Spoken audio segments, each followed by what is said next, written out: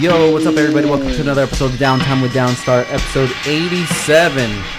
Yep. And today, get the pleasure of sitting with my guy, Ravi, CSF. Frank, thanks for having me, brother. This is awesome, dude. Dude, thank you for coming, man. So Dude. how was the drive? Drive wasn't too bad. I mean, it's always a clusterfuck, 405, 101, but I made it out, dude. So all good. I'm here. Yeah. And I'm excited, dude. This place has got a nice vibe, dude. Thank you, man. That's what we've been trying to create. I took you around, checked out everything, and if you would have come maybe like 2 months ago, it had a totally different look, dude.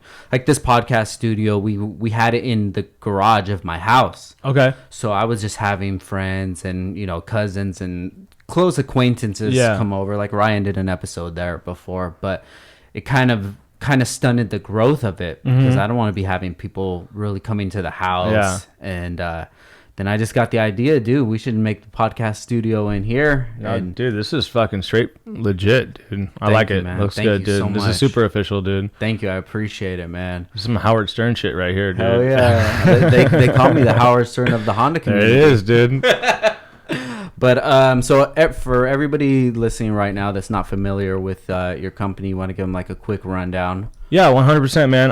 My name is Ravi Dolwani. You could probably move it a little away. A little away? Straight. Yeah. Right there? Perfect. Perfect, You're dude. perfect. All right, my name is Ravi. I'm the owner of CSF Radiators, also known as CSF Cooling. We are a high-performance cooling system manufacturer, making stuff like radiators, intercoolers, oil coolers. We got our own brand, obviously CSF, and then we private label with a bunch of other brands out there. And, selling our stuff all over the world. So that's kind of what we do, you know? Man, that's how we linked up. Yep, definitely, dude. I mean, I'm wearing the shirt from SEMA a couple of years ago on my That's Evo. right. Got a Downstar logo on the back. You came personally, and I remember, I'll never forget that, dude. That was a late night. You put the nuts and bolts on the whole car yourself. Hell yeah, That was dude. funny, dude, because we always laugh. I'm like, oh, Frank said he's going to come down and do it himself. And then I was like, dude, I don't think he knows what he's getting himself into. It's like 1 a.m. You're like, I got to go home. I'm like, yeah, I'm sure you do. Yeah, it was good, man. I was honored that you invited us to be part of the project, dude. Of course, dude. You're the king of the bolts, dude. Try, man. Yeah, let's go, man. I'm on my hustle, dude. We're actually trying to get that car to Tokyo Auto Salon next year. Shut up. Yeah, dude. So we just started putting the wheels in motion on that, talking to guys like Speed Hunters, and then my distributor, who when we were in Tokyo this past year, I finally linked up with them, Hashimoto. Okay. So it might be going in their booth. No way. Yeah, and then we try to do like 2 weeks out there, and maybe have the car like run the racetrack, a couple big circuits out there, do obviously the show, and then bring it back. Hell yeah, dude. I think if I'm not mistaken, the HKS day is kind of close to then too. Yeah. That would be dope it would be dope to just stay out there for 2 weeks, man. Yeah. When we went in January, how long were you there for? Well, I had just got engaged to now my wife, Adrian. Hell yeah, congratulations. Yeah, thank you, brother. This past weekend, dude. Still had to make it up here, though. I know, man. I was like, hey, dude, you need me up there? I'm gonna come through. So, but we had just got engaged at the on New Year's Eve. Oh, so sick. I was remember. going. I never been to Tokyo Auto Salon. I hadn't been to Japan since I was like a little kid with my family. So I was like, you know what? Why don't you come with me? I'll do a little bit of work. We'll hang out. So we were actually there for like 12 days. That's right. So we did like 5 days in Tokyo, like 3 days in Kyoto, and then we did 1 night in Hakone. Yeah. Where all the hot springs are and stuff like that. So that was chill. It was a great trip. I love that country, man. Remember that pizza place we went to? Oh, dude, yeah, that was such a good time. Shout out to Japanese pizza, dude. Best pizza in the world, man. You don't know it, but they do it, dude. It was. So, dude. yeah, It was 100%. really That was fucking good, dude. Man. It was a good time, and it was good to hang out with you and Adrian, and like Ash was there, and for us all to kick it, and Yeah, like for sure. they just clicked. Yeah, no, it was Off awesome, the dude. bat, Just dude. kicking it in Tokyo, dude. Ain't nothing better than that, dude. Such a good time, Yeah, man. dude. So. And speaking of that, dude, you just had your wedding, bro. How was that? Yep. It was Saturday. So a few days ago. Wedding was awesome, but fucking planning a wedding sucks, dude. I mean, you've been there, dude. Yeah. I don't know how involved you were, with Ashley planning the whole thing, but like so many bickering bullshit small decisions, and you look back at it, you're like, were we really arguing over that? You know what I'm saying? It's like, my buddy told me this. He's like, dude, this is what you tell your fucking fiance or wife. He goes, she's gonna go, which one do you like? And she's gonna give you like a million choices, and you gotta go, babe, I like all of them. Which one do you like the most? The most. Yeah. I like that one. I like that one too, right? Because the minute you guys start arguing and you're like, well, I like this one. She goes, well, I don't like that one. I'm like, you asked. What do you want to do, right? So yeah. But it was good, dude. It was all worth it. And Adrian looked beautiful. My family was happy. We had a good time. We turned up, dude. It was fun, dude. So you got to tell me about the horse, bro. I've never seen that before. What's the tradition of that? So it's called the whole thing it's called a barat, and it's the traditional Indian entrance of the groom. Okay. And the idea is that the groom and all his like friends and his side of the family goes to the point of where the marriage is and is met by the bride's family. So like Adrian wasn't even there for that part. It's just really like the groom side, and it's like a big dance party, and you got a drummer, and we had a mobile DJ. And really, it was just, that's the entrance going into the actual ceremony where the bride's family meets the groom's family, and then the bride and the groom get married. Gotcha. So that's, something different that you don't see in a lot of cultures, but it really gets people hyped. Yeah. That's like one of the most fun parts of the whole day, because sometimes you go to a ceremony and it's all, same cookie cutter bullshit. You do, I do. All right, you're married. But this was kind of like gets people, you know, kind of popped off. So it was nice. Hell yeah, dude! It looked really cool, man. You looked good, dude. Thank you, brother. You both look good, man. Yeah, man. That's what not eating for 2 weeks does for you, bro. Got to get fit, dude. Man, it's something about marriage that like I never really thought that it was that important. But after going through it and after having everybody there and just like embracing the special moment that it really is, it really makes me look at it a lot differently. I agree, dude. And I mean, I always like want to keep perspective, and it was like, it's not about the wedding, it's about the marriage. But yo, dude, let's be real, dude. Good wedding is a good way to pop off a marriage. Hell, you know what I'm saying? Dude. And then I think it makes you appreciate. I learned a lot about myself. I learned a lot about Adrian, and I learned a lot about our relationship just going through the motions of planning something like that. And I think we're all better for it. But now that it's off, I'm like, dude, I got all this free time, dude. Like, I can drive all the way to Ventura and go on Frank's podcast. You would have asked me this last week, I'd be like, fuck no, dude. I'm doing a seating chart. Like, I can't do anything. Like, I'm like talking to vendors and stuff. So no, it's good, dude. I feel like a little weight's lifted both of our shoulders, especially Adrian, because I'm not the type of dude to be stressed. And I think just being in the car business and what we do, we have deadlines. We have demanding customers. There's always something else going on. Cars break, gotta fix them quick. Yeah. So I try not to stress out, and I feel like I've done pretty good with that. But you know how girls are, right? Like, they're gonna stress about everything. Yeah. So I feel like now she's really relaxed and she's calm, and dude, it's just kind of back to the schedule. Hell yeah, dude. And one thing that it was for us is that there's the build up to even getting engaged. Yeah. Mm-hmm. And I think Ash and I were together maybe 4 or 5 years before I even proposed. And naturally there's the question in the air, like, okay, where's this gonna go to? Mm-hmm. What are we doing here? Are we just like spending time together? Are we gonna move to the next point? Are you serious about me? Are you wasting my time? All that stuff. Exactly, dude. And when you get to an older age, that's a serious thing, Mm-hmm. So once we got engaged, then that was one step. But then the time starts ticking from there. Yeah. Like, okay, when is this actually gonna happen? And then once you start planning the date, and then it starts to get serious. And then you combine all that stress, everything together, and then build up. Dude, when it's over, that next day after we got married, dude, that day felt like so exciting and like bright to me. Yeah. The sun just looked a lot different out, dude. Totally get it, man. I absolutely agree. It's like you wake up that next morning, you look at your girl, and you're like, damn, dude, all right, we did it, and now this is it. This is like day one of, forever, right? Yeah. So, yeah, it's good, dude. Hell yeah. But yeah, I guess you are right about that, being in the car industry, that you kind of get used to being stressed out all the time.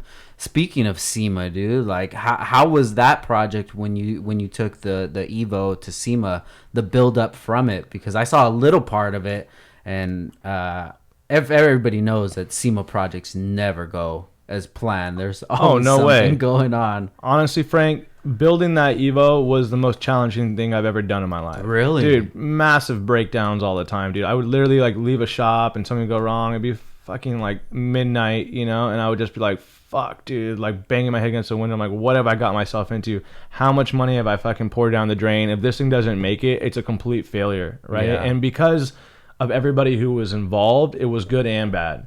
There was a lot of cooks in the kitchen. You know what I'm saying? Yeah. Like the idea I had was like, yo, I'm going to put the all-star crew of the best people I know in Southern California who so happen to be industry friends, and we're going to build this car together. Yeah. That was the best part because I knew everybody involved for the most part, right? It was like Ryan, Rywire, you know, Alex from Sheepy, Long from LTMW, guys like you, the dudes at Moto IQ, guys I had known for like 5, 7, 8 years.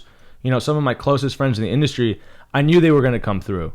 You know what I'm saying? Like Ryan, the amount of hours he put, the way he worked, like late night, getting that car ready and being able to like get that thing fired up and going. Yeah. It's insane. And like, that's why Ryan are so close, because we do stuff like that for each other, you know? And if it was anybody else or just like another shop and I was a paying customer, there's absolutely no way anybody would have broke their back to work like that, like my friends did. Yeah. You know, and they're not, and that's why I call them friends. You know, it's not just, oh, I hired this shop to do the work and I'm a customer and he's a, you know, and that's what it is. But with that, with how many people there were, a lot of cooks in the kitchen. You know, so if one guy's off by a week, it pushes everything else off. If one guy doesn't do something right, you know, then the other guy's got to fix it. And, you know, the car was moving so much that we were losing days just transporting the car. Yeah. You know, living in the greater Los Angeles area, to have to go down to San Diego where like Gabe from the guy who did all the interior paneling and all that stuff like that, to then Sheepy, who was out in Paris at the time, to Ryan, who's in Garden Grove, to Moto IQ, who's in Long Beach. You know, like every day we had to get the trailer, we had to get the car. Fuck. You know, it was a lot of traffic, dude. And I remember having to move the car like sometimes like Friday afternoon at 3 o'clock on the 405, dude. And like credit to my team too, you know, guys like Ken, Christian, they were the ones there, dude. Like Ken was hauling that trailer, bro. And I was like, damn, dude, this guy's been sitting in traffic for like 6 hours today.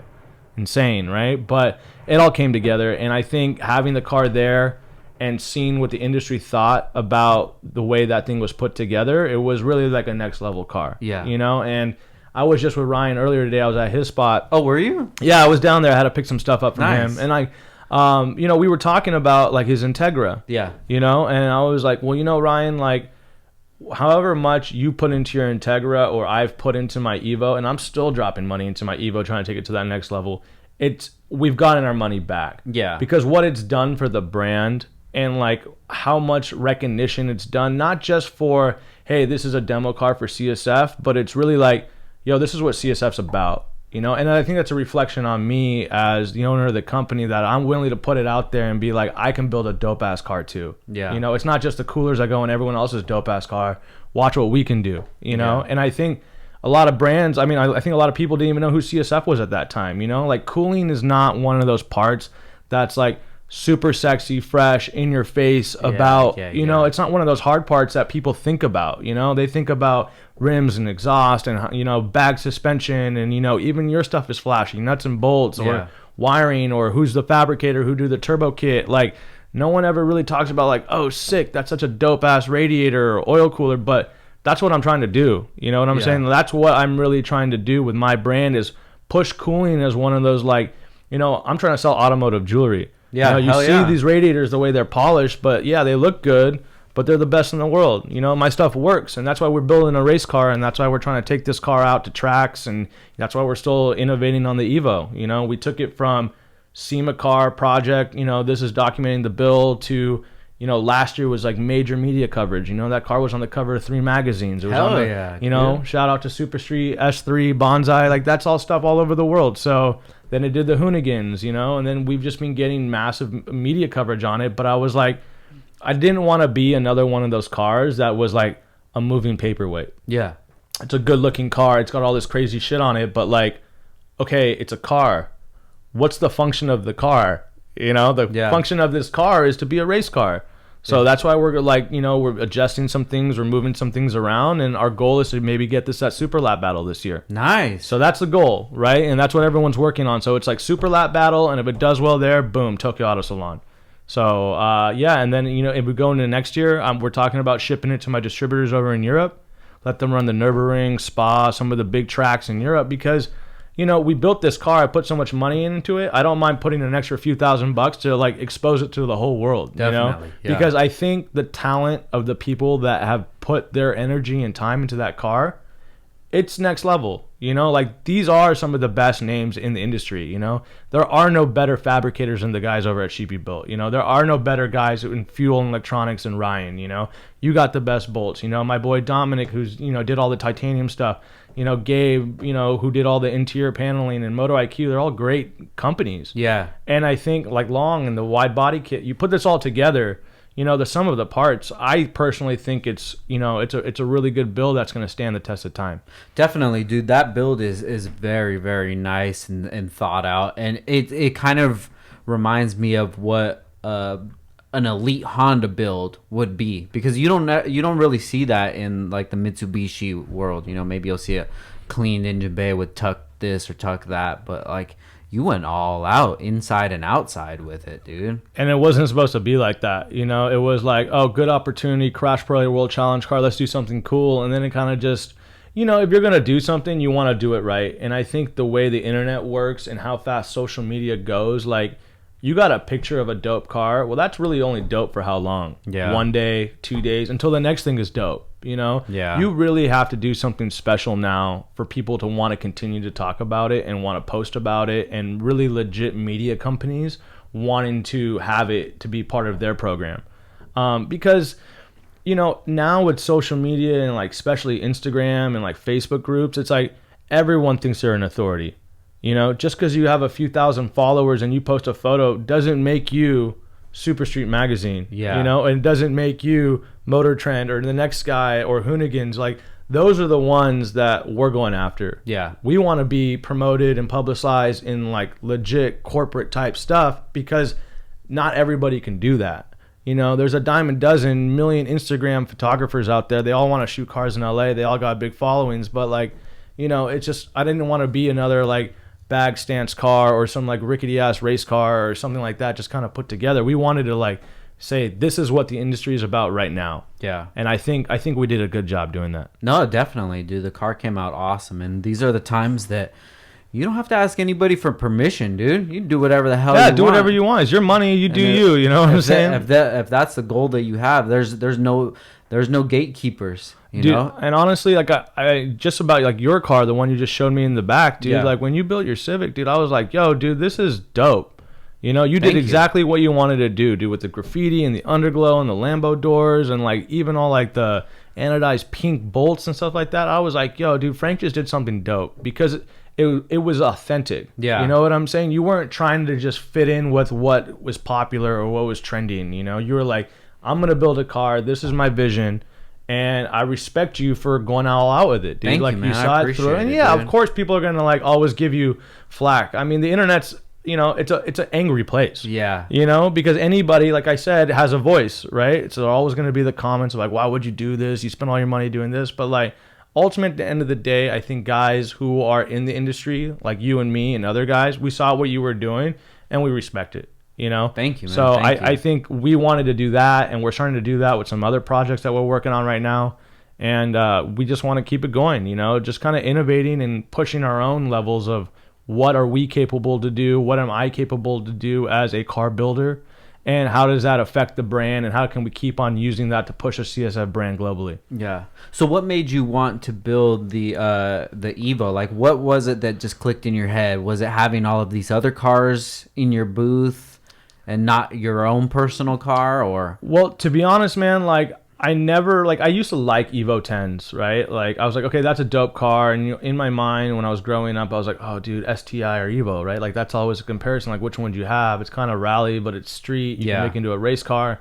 But I never wanted an Evo, especially at that point in my life. I was like more European. Our biggest bread and butter is like BMW and Porsche. Yeah. But it was one of those things where it was just like right place, right time. I was at GMG, who's like an exotic, car shop.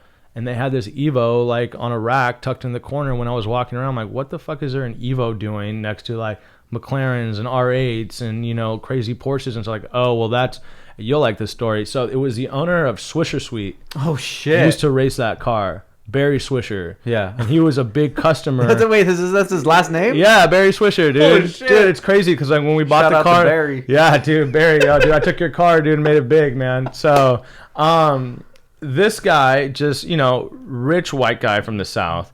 He was a customer of GMG. He had like all the crazy European exotics, but he went to the owner and says, I want to race a Mitsubishi Evo 10. And, you know, over there, random. They have like arrive and drive stuff, right? You give them $200,000, $300,000, and they'll prep your car and they'll like deliver it to the track wherever in the country Pirelli World Challenge is. You show up in your race suit, you fly in your little chopper, you race the car, and you go home. They bring it back, they get it all track prep for the next race, and you show up. Wow. So it's very like gentleman. I have a lot of money racing, you know, like, yeah, the guys who are winning Pirelli World Challenge probably have some talent, but the rest of the guys are out there just to like, you know, enjoy driving cars. So this guy wanted to race an Evo 10. So GMZ's like, all right, we're not going to turn down your money. We'll build you an Evo 10. So they bought the shell from Mitsubishi Motorsports North America, bought all the best parts. Mm-hmm. And they put this car together. First race, Long Beach Grand Prix. This guy can't drive. Boom, right into a tire wall. Like literally, there's a video on YouTube of him going straight, and like the road turns, and you're supposed to go around it, and he just went like straight into the tire wall, dude. It's like we watched it a million times. We're like, dude, was this guy's eyes closed? Like, what was he doing? So. He flips the car. No shit. Yeah, he flips the car. Like, this is the first race after they built this car. They flipped it. So now they got to put it back together. So they take all the parts out that they could save. Yeah. They buy more parts. And they're like, all right, get another shell. And they're like trying to put the doors on and all that stuff. And then the guy changes his mind. He's like, you know what? I want to drive an R8. No shit. So this car was literally just a roller. Sitting, you know, like one door was dented. There was no like windows or anything. It was just sitting on a rack, and the owner just wanted to get rid of his shop because it's just like clutter. You know what I'm saying? And there was three warehouse bins of parts. So it was like, it must have been 2017, like right before the PRI show. I was in there because I usually take my 996 turbo over there to get serviced at the end of the year, and that's why I was there. And I was like, yo, dude, what's the deal with that? He's like, yeah, dude, we just want to get it out of here. I'm like, really? And then I called Alex at Sheepy because, you know, he does a lot of Evos. Yeah. And I was like, Alex, dude, GMG's got this dope-ass, like, Pirelli World Challenge shell. Because the biggest thing that drew me to it was already caged. Gotcha. 25-point roll cage inside. You know how long it takes to, like, do and pay for? Like, that in alone is $20,000. Yeah. So I talked to the owner right before PRI. I was like, yo, dude, give me a good deal. He's like, if you're serious, you know, come talk to me. But he's like, don't waste my time. So I was like, all right, let me think about it. I'll come back from PRI and I'll come see you. So it was like December 15th of that 2017 year. I walk in, I'm like, how much for all this stuff? He goes, you got to take all the parts too. You can't like fish through this shit. You got to take all of this and the shell and you got to get it out of my shop. I'm like, okay, cool. He's like $25,000. No and I'm way. Like, I'll give you 20. And he goes, I'm not even going to negotiate you. It's 22.5. We're done. And I'm like, deal. So Alex actually came with Charlie with their trailer at the time because I didn't have one at that point. Yeah. And they picked up the car for me from GMG. We rented like an Enterprise box truck. I remember it was like raining that day. I'm like, fuck, dude, out of all the days, we got to pick up all these parts. It's raining. But we loaded the entire box truck of parts. Yeah. And then we got it to CSF. Alex took the shell straight to his place, and we laid out all the parts on the ground. And there was stuff that still hadn't even been like opened. Really? Like the entire Cusco suspension catalog is still unopened on my floor at my office.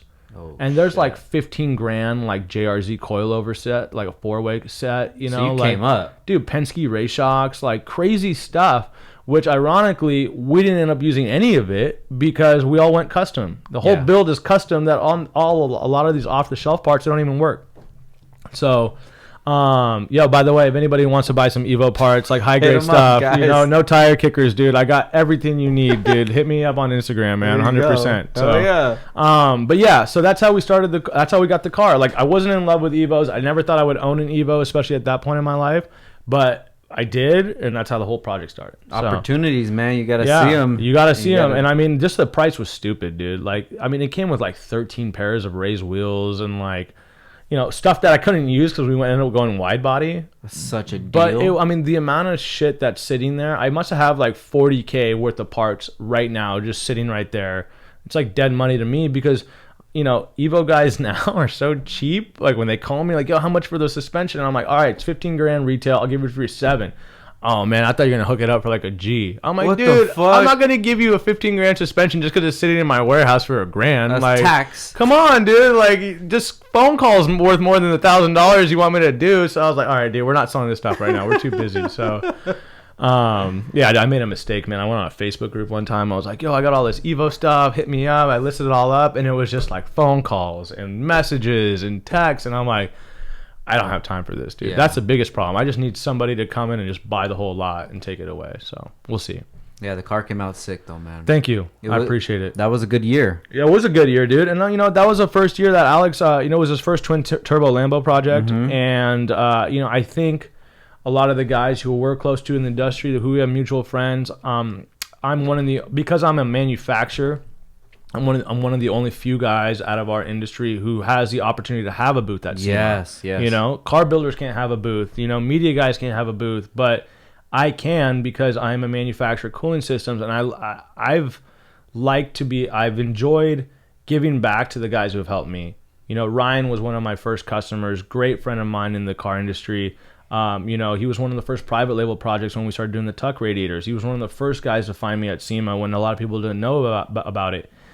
The ability for me to give him the opportunity to show his Integra at the biggest show in the world was awesome, and especially because of what that car was when he debuted it. Like, no one ever thought you would see DC2 Integra at SEMA in 2015. And it stole the show, and I felt good about being able to help Alex with his twin turbo Lambo. No one really knew who Sheepy was at that time when we're talking about exotic car building. Yeah. But I was able to, showcase his and his fabricator's work right next to my Evo. He did both cars, So, I feel good about that, And I think this industry, why it's so special and why I enjoy the hustle, because it's all giving back and helping each other out. I think it all comes around. The people who support you are the ones you support them, and everyone's just down to help each other. I think that's what a lot of people really don't get, man, is that relationships are just like any other relationship, just like your significant other or your family or whatever, If it's just take and take and take, sooner or later, no matter how big your name is, they're not going to let you take anymore. Mm-hmm. People are just going to get tired of your shit. And that's one thing that's always been really cool about you, is that you've always been really appreciative of everybody that's helped you with projects or whatever, And I'll see a picture pop up of the Evo, and I see you tag us and say things, and I really appreciate that kind of stuff, because guys that we've done even more for, we don't even get that sort of love. But when it comes to when there's a deadline, their stuff isn't priority. Mm-hmm. But when you needed help with the car, it's like, I got you, bro. There's no problem. I'll come down there and make it happen. I appreciate you, Frank. I mean, and that's what it is. It's like, when we tag someone in the picture, and we want you to get credit. We also want you guys to be successful. The same way you came to help me be successful. I think this industry has gotten to the point where there's a lot of petty nonsense and like shops fighting against shops or people putting each other down. Like, don't get me wrong. Like, we are in a car business, and there's also a motorsports component to it. It is competitive. It's sports, but we can do it in a way that can be positive. I want everybody that I work with and who's helped me out, and even my competitors, like, it's okay for them to succeed. The pie is big. It's a big ocean right there, right? Mm-hmm. Like, everyone can be successful, and we can all just grow our businesses together, and it's okay to be competitive, and it's okay to talk a little bit of trash, and I think I'm the best at what I do, and if somebody else is trying to knock me down, well, we can go at it. You know what I'm saying? But like, the backstabbing, the talking shit, the copying people's designs, trying to do stuff that's kind of shady. Like, we're not about that, right? But, we put it out there with our own cars. We show up to the shows. Like, this weekend is Weekfest. You know what I'm saying? Yeah. We're bringing 2 heavy hitter cars. One of them's a debut car that I built personally myself. Nice. So, we're going to take home some hardware. Yeah. Like, I saw Dave at Ryan's shop today. I'm like, yo, Dave, make sure you come by the booth and see the car, and then just leave the trophy there because I'm taking it, So, we're joking around and stuff like that. But, I like to show up to these shows too. And, I'm an enthusiast of the industry and the culture, and that's why I love what I do. Yeah. This isn't just a paycheck. I found something I can make money at, and that's why I do what I do. I do it because I care and I love it. It doesn't feel like work when you go every day and you're like, yo, dude, this is what I love to do. Let's keep it going. Let's keep growing it, you know? Yeah, hell yeah, dude. So back to SEMA, how long have you been a vendor at SEMA? So actually this year is going to be my 10th SEMA show with a display. 10. Yeah. Wow, so this is a big year, dude. This Congrats, is the decade. So we got some big plans. We're gonna, spend a little bit more money this year, make it a little bit more jazzed up, kind of hit the display pretty hard. And, it's important. I mean, listen, I'm not like a Vortec or an Edelbrock or a Banks. I haven't been there for 40 years, but a lot of people didn't think I would make it past year one. And now we're 10 years in, and things are going well. So I'm excited for it.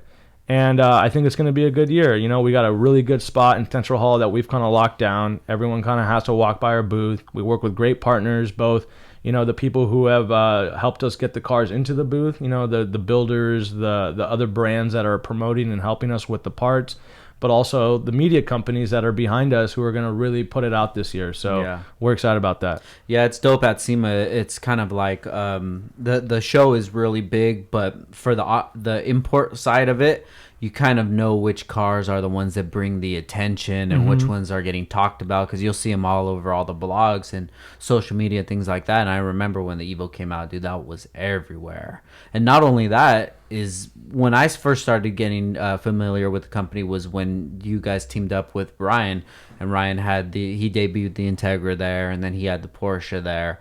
And then the next year was the Evo, and then Sheepy's Huracan, and then the year after that, last year it was the M3. We had the M3, and then we had Sheepy's twin turbo Ferrari. That's right. I was trying to think of what the other car was. Which no one ever cared about because the E30 was so dope, right? So let's talk about that, man. Passing that car and checking it out and realizing that was the same motor that's in my F80. Yeah, in your M3, M4. Yeah, your M4. Yeah. That's insane, dude. So how did that car come about? So, for me at SEMA, because I feel like I'm still a smaller brand and I don't really spend the money like other people do. Not to go on a tangent, but I think I'm going to circle this all back for you. I think it's retarded how much these brands spend at SEMA on the stupidest shit, dude. Like, no one gives a fuck about how big the sign is above your booth.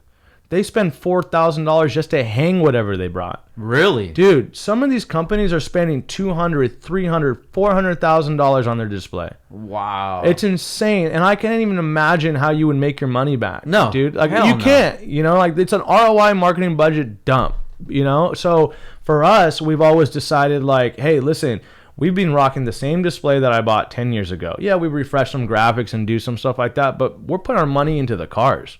That's what people come to see, dude. It's the products on the wall and the cars in your booth. Definitely. Like no one gives a fuck about how shiny and big or how many plasma screens you got in your booth. Like they just want to come for the big stuff, right? Because that's the stuff people are taking pictures of. I've never seen someone like take a photo of the sign above the booth and be like, yo, I'm going to put this all over the internet, but it's true. And like people don't get it. Like I don't understand if it's just like old guy club and they're just doing it the old way, because they rape you at the SEMA show, dude. It's all unionized, everything they nickel and dime you on. Like you got to pay for everything and it's exorbitant amount of money. So we've always had this different strategy and it seems to be working because we've had so many top 10, top 20 Battle the Builder cars in our booth over the last years. I feel like we kind of have a reputation now that people know like, hey, CSF is going to have some dope shit in the booth. So anyways, back to your question of how did that E30 come about? There was a guy who was tied in with S3 Magazine. His name's Corey Rowan. He owns a media company called Visfire. And he had come by my booth a couple of years ago when we had a bunch of BMW stuff. It was like a BMW Motorsports takeover. We had my boys company with the skate decks in the back. And he's like, hey, dude, I'm thinking about building this project. And, we want to do like an F80 swap into like an old E30 or an older car. I'm like, oh, that's sick. I'm like, hit me up whenever you're doing it. I'd love to be part of the project, because we're very selective about, who we sponsor. We're not like Mishimoto, giving shit out to everybody. What's up, dude? How to throw them out. So, we're very selective of who we sponsor because we feel like if you sponsor everybody, you kind of dilute the brand. Yeah, definitely. You know what I'm saying? Like, 100%. I don't want my shit on a hoopty, and I definitely don't want to give that hoopty free shit. Just so because now everybody, it's almost like Instagram models. It's like, give me free shit because I have 5,000 followers. It's like, well, who gives a fuck? You know what I'm saying? Your shit's not that tight for me to like not make money on it. Hell yeah. If I just gave free shit away, I wouldn't be sitting here with Frank Downstar. You know what I'm saying? Yeah. So, so he called me like in March of that year, and he's like, hey, you remember me, Corey? And I'm like, no, I don't remember you because I've talked to 1,000 other people at SEMA. And I really don't, because like there's so many people who just come to you at SEMA and they just want to talk to you about either how cool their car is, or they want a sponsorship, and you kind of like, you forget all the people you talk to, right? But anyways, he was like pretty chill about it on the phone. And he reminded me, he's like, hey, listen, I'm building this fully restored E30 M3 with an F80 S55 engine swap. He goes, I got a lot of money behind me with like major sponsors, but I want you to do the cooling. I'm like, dude, I'll do you one better. Not will I only, fully sponsor your entire cooling package. You should put your car in my booth. Wow. Because I always keep like my ear to the ground, because you got to know when that call comes through for SEMA, and you got to be like, light bulb on, that's the car I want. Yeah. And it's happened, right? Either it's through friends, like Ryan or Sheepy, who are like, yo, I'm building this car, no one knows what's going on, and you believe them because they're your friends that it's going to be dope and you know the work. Otherwise, it's like ear to the ground, some mysterious dude somewhere in America is building something crazy hot, and we want to be a part of it. And it may not be going in our booth, but we just want to get our parts on that car. It could be somewhere else in the show. So I think I've been pretty good about just being like, that's what's going to tick with the industry and what people are going to like, just because I'm an enthusiast too. Yeah. If I tell you right now about a dope project, you're going to be like, yeah, that's hot, or you're not going to be like, I don't know, So that was one of these calls. And he's like, well, it's already committed to the CRC booth, who's the major sponsor on the car. I'm like, well, where's their booth? He goes, well, they're in the new vendor tent outside. And I'm like, okay, listen, dude, call the guy at CRC and tell him that I have a prime spot in Central Hall. Him putting the car in my booth with my connections of marketing and getting people around to the booth is going to do 100x what this car is going to do stuck in a corner. No one's ever going to come see it. So he understood what I was able to do, and he got them to be like, all right, even though we're the major title sponsor for the car, you can go put it in the CSF booth. Nice. So it's worked out really well. And then, they had a good story behind it. Going back to the thing I was telling you about, like, you have a dope car, you put it on the internet for a day, it's cool for a day or a week, people are talking about it. But I think now it's more important about the story. Yeah. Because the story lives forever. That picture is only there for 24 hours.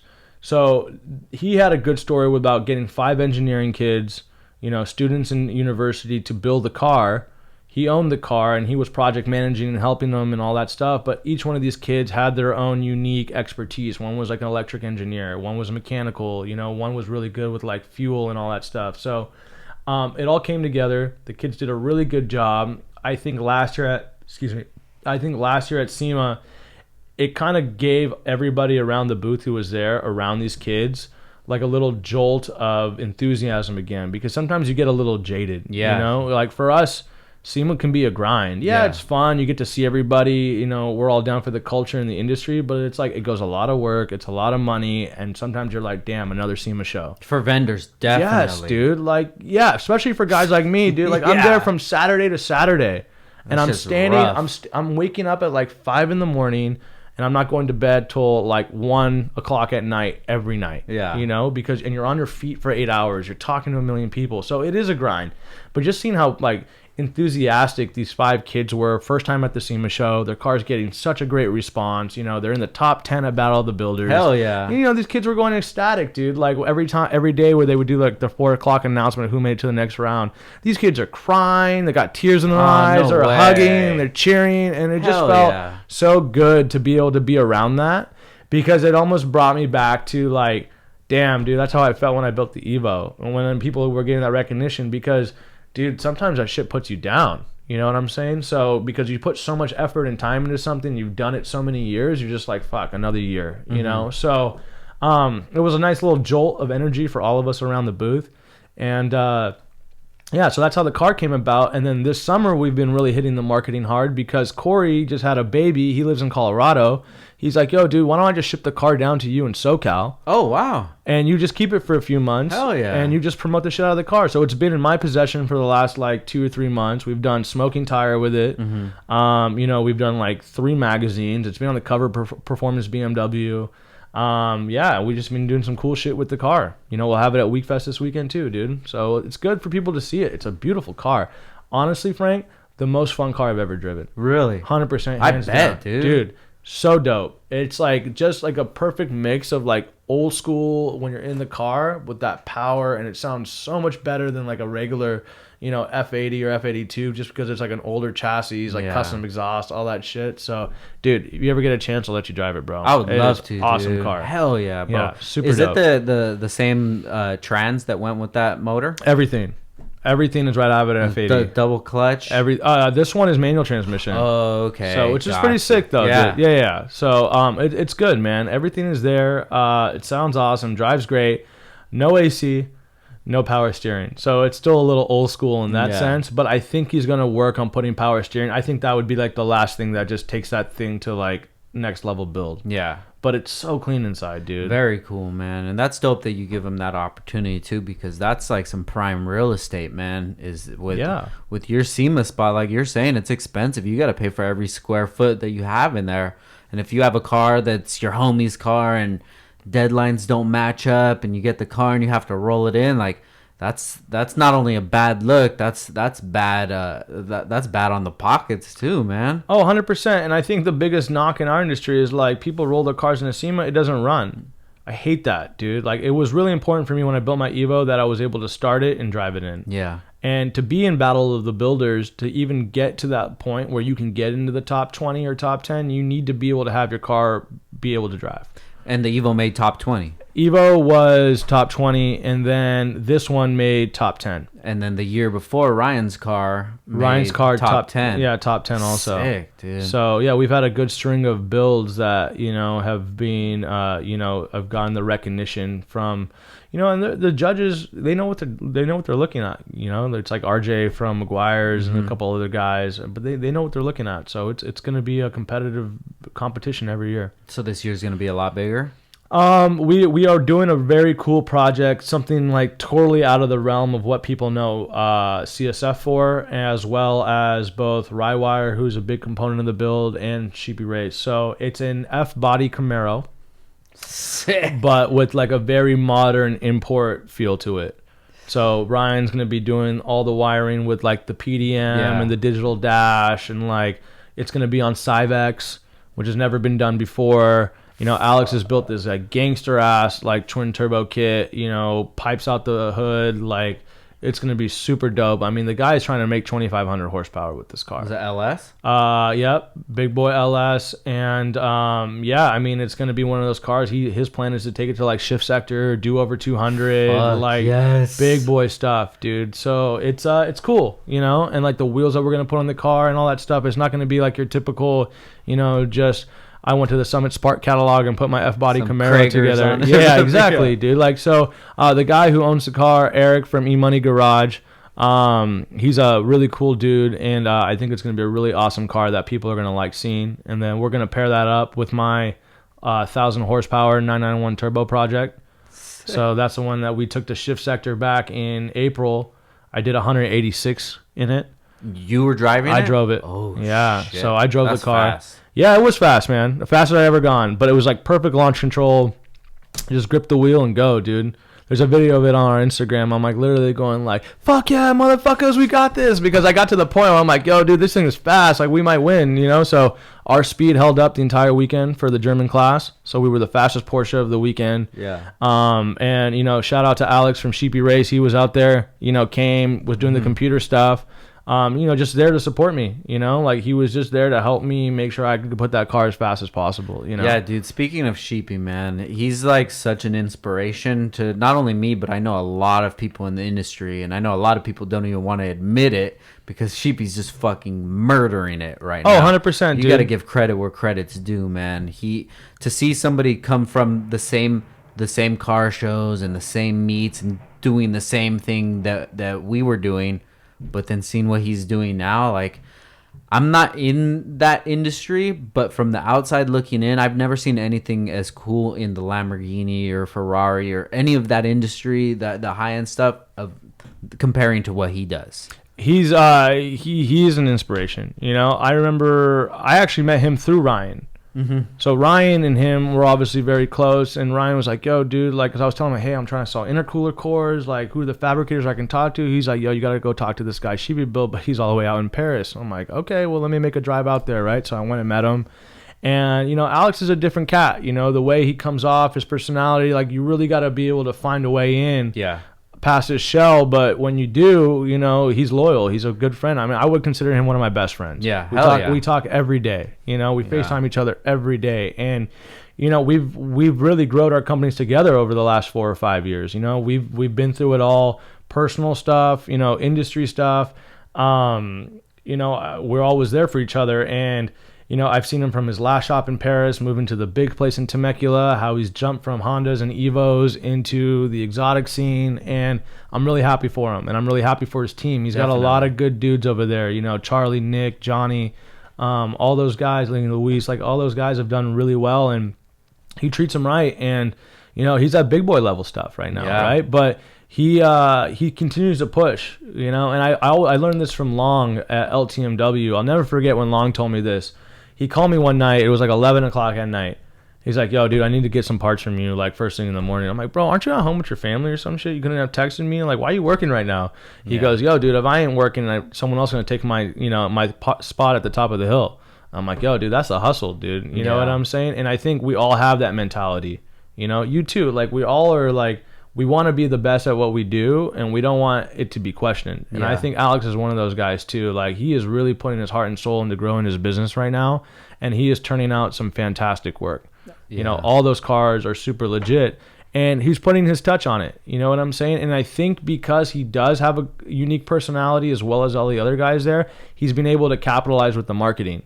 It's like a bunch of rock stars down there. And people want to see that. Like, they're like, wow, these guys all have a personality. They're all talented, and they're putting together with all their talent some really dope cars.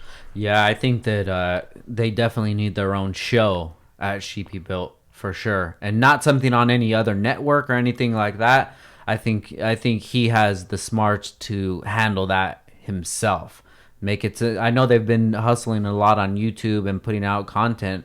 But I think if they had a dedicated show where however often, every week an episode would come out, dude, he would kill it even more, man. Because you're right, the guys that he has working there, it's just so many different personalities. It's something that you just want to be part of and just want to watch the growth of it, man. I've been so excited to see the growth of Sheepy, ever since I've met him. When I got into the industry in 2009, he was already killing it, dude. And then seeing him go from taking over the show car community, and then he went into the race community, and then he started learning the tuning from there, and then put more effort into the business, doing the turbo kits, and then moving on to the Evo, and just like it makes me feel like I'm not doing enough. Yeah. You know what I mean? And those are the kind of people that you need around you. Those kind of people that are pushing you forward. And dude, I'm excited to see where he takes it, bro. But if I was one of those other Lambo companies, I would definitely be shook right now, bro. Well, I mean, it's crazy because a lot of this stuff, it's like, is it regional or is it like national? Like, we do live in Southern California. Weather's nice every day. There's a lot of money. So if I got a Lambo and I'm locally, why would I ship it to Underground Racing or Dallas Performance across the country? Yeah. Alex is there in town, and he's really filled that void of a twin turbo, V10 exotic guy who can build you whatever you want in Southern California. No disrespect to him, but I always remember, like, when he's like, yo, I'm going to do this, Lambo twin turbo stuff. I was like, damn, dude, you are kind of out there in, the east part of like the whole, Southern California. It's out there. It's out there. If you live in like proper Los Angeles and you want to get there, no traffic is going to take you 2.5 hours. But he's been able to put his reputation out there, and people see his work, and they are shipping him his cars, and from all over the country. Now it's going all to him, So he definitely, I think, has taken a chunk a little bit from the shops like Dallas Performance, Underground Racing, Hefner, all the other guys. Because, I mean, let's face it, dude, there's only so many guys who want to twin turbo their Lambo. Yeah. But I think Alex, and, what I've told him, and I think he's learned this from me from some of the parts, is he's not just selling them something like cool and fast. He's selling them a lifestyle. They are now part of that sheepy race community that, you know, is it's cool. You know, it's not cookie cutter here, drop off your check, drop off your car, come back, here it is, you're just another paying customer. Like, he really gets to know the people who are his customers. He's really trying to make every build very unique, you know, with the color matching. Got that from me, by the way, with all my BMW cool. He knows it too. I joke with him, I'm like, hey Alex, where'd you get the idea to make those coolers blue? You know, so he's doing that, you know, and Charlie and Nick have really like stepped it up and trying to make every car very unique. And, you know, credit to him for finding that niche, because Lambo guys, like, let's face it, if you're a Lambo guy, you are flashy. Yeah. No one's trying to buy a Lambo and like stay under the radar. You know what I'm yeah, exactly. It's like, oh, I bought a Lambo, I don't want anyone to see me, you know, like, just blinders up, right? Like, you would have bought something different. Yeah. So with that, now these Lambo guys who have money want to take it to the next level because they want to stand out in front of all the other Lambo guys. And Alex has really been able to like feed that ecosystem of like, yo, you drop your car at my place, you are going to be King Dick from wherever you are, you know, like, you are going to be that guy that you can pop your, you know, hood in the back or rev your engine and blow flames or show people what you got. And we can like, now he stepped it up with like, yo, you want your wheels, you want your carbon, like, I'll do the whole car for you. You know, so yeah, credit to him, man. He's done a really good job. So yeah, hopefully I have the pleasure of working with him one day. That's my goal, bro, is to get me a Huracan. There you go. But I'm still building here, bro. Yeah, no, dude. I mean, you got something good here, dude. That's a good vibe in this room. I'm having fun. Thank you, man. I'm excited, dude. And one reason that we wanted to do this podcast is because we get to like have a lot deeper conversations than just at SEMA. Yeah, 100%. 5-minute convo, or even when we went to Japan, you know, it's not like we're just sitting there getting to know each other. Yeah. And it's so crazy that you've known people for years, but all your conversations together wouldn't even equal an hour or so. Oh yeah. You know, I feel like the art of communication is something that's really being lost, and it's just because us being business owners and busy all the time, we really don't have much time to like sit around and talk to each other. And that's why I always appreciate everybody that makes time to come out here and just talk about these things that we think about, you know, and big up these people that are out here hustling and motivating people that they don't even know that they're doing, you know. It's like you're able to give people the flowers before while they can still smell them. Yep. And you know, for me, I was one, honored and flattered that you wanted to have me on here, because I think I'm different than most of the other guys in this industry.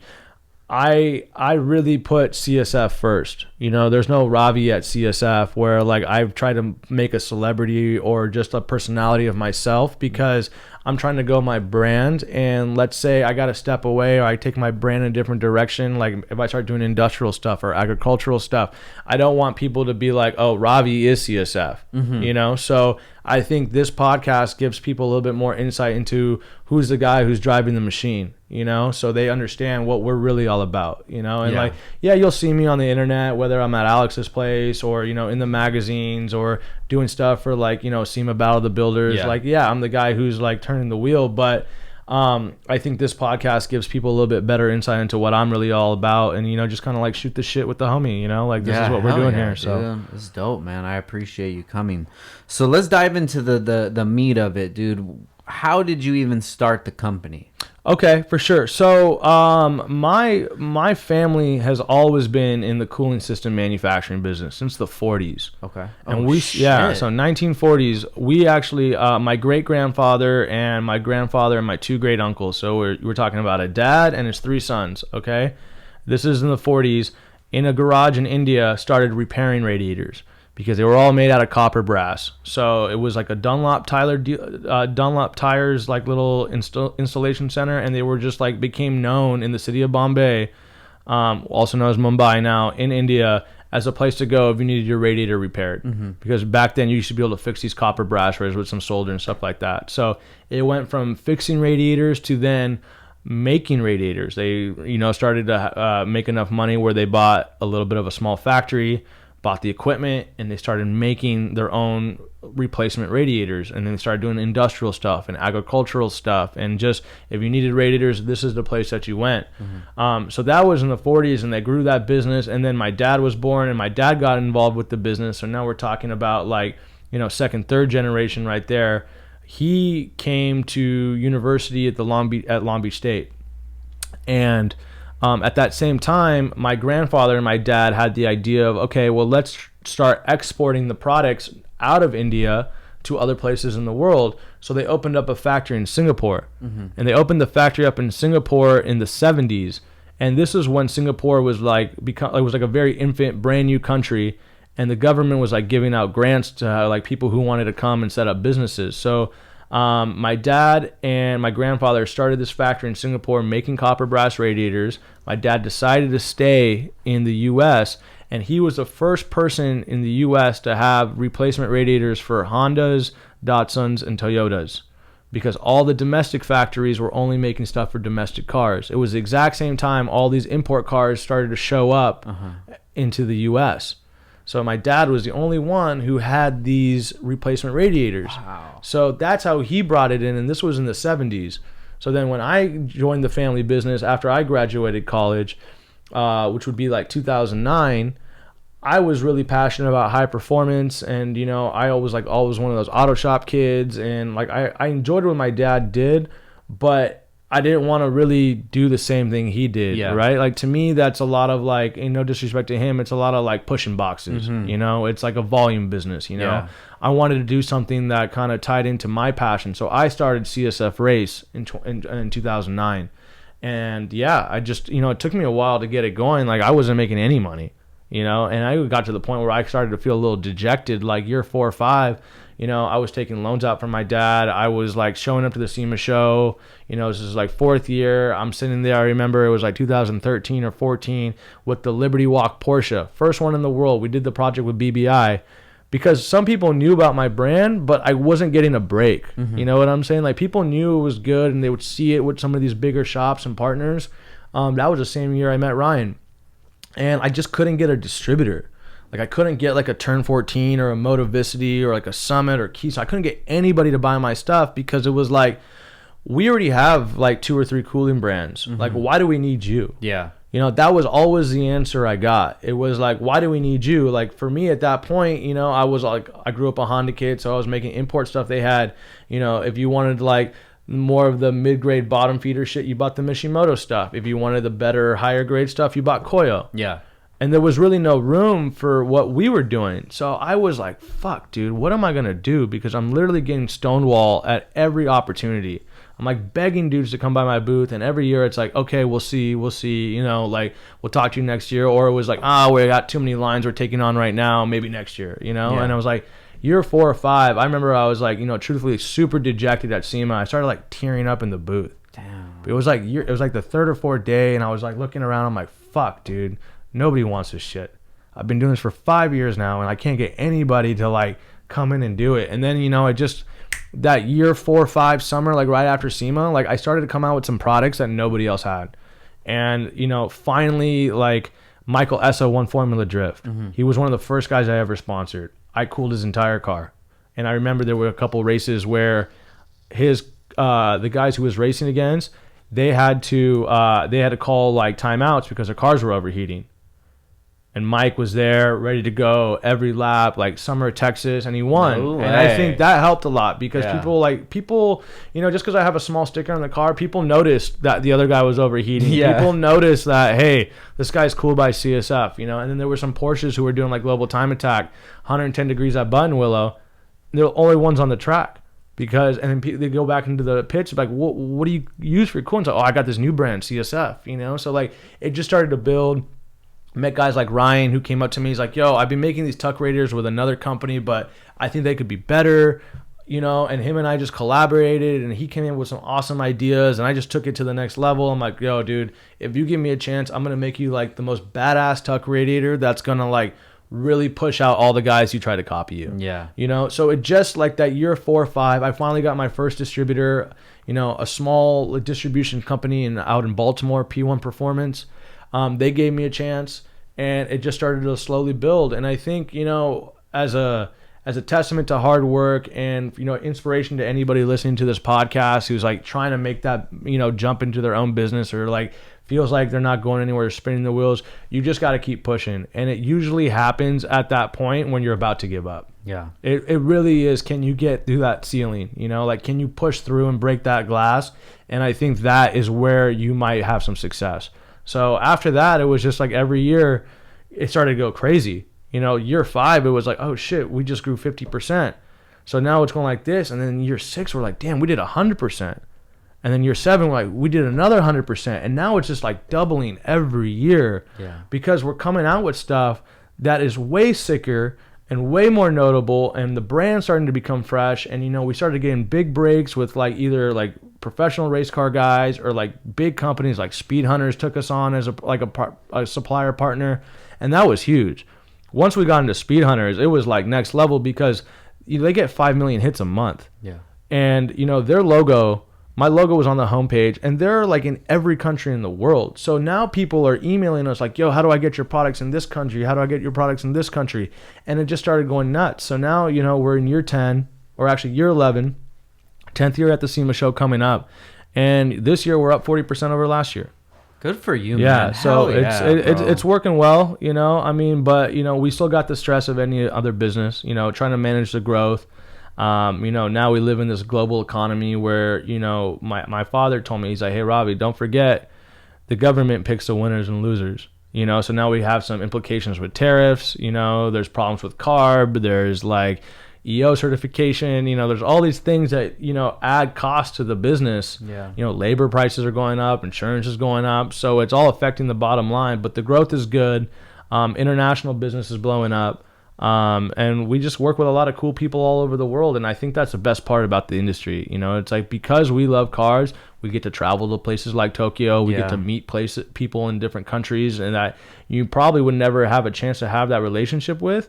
But I feel like I've become friends with everybody I work with. And you're probably the same way. I don't want to work with anybody I don't like. Yeah, hell yeah. That fucking sucks. You know what I'm saying? You're like, fuck, I got to meet with this guy right now, you know? So, yeah, it's good, man.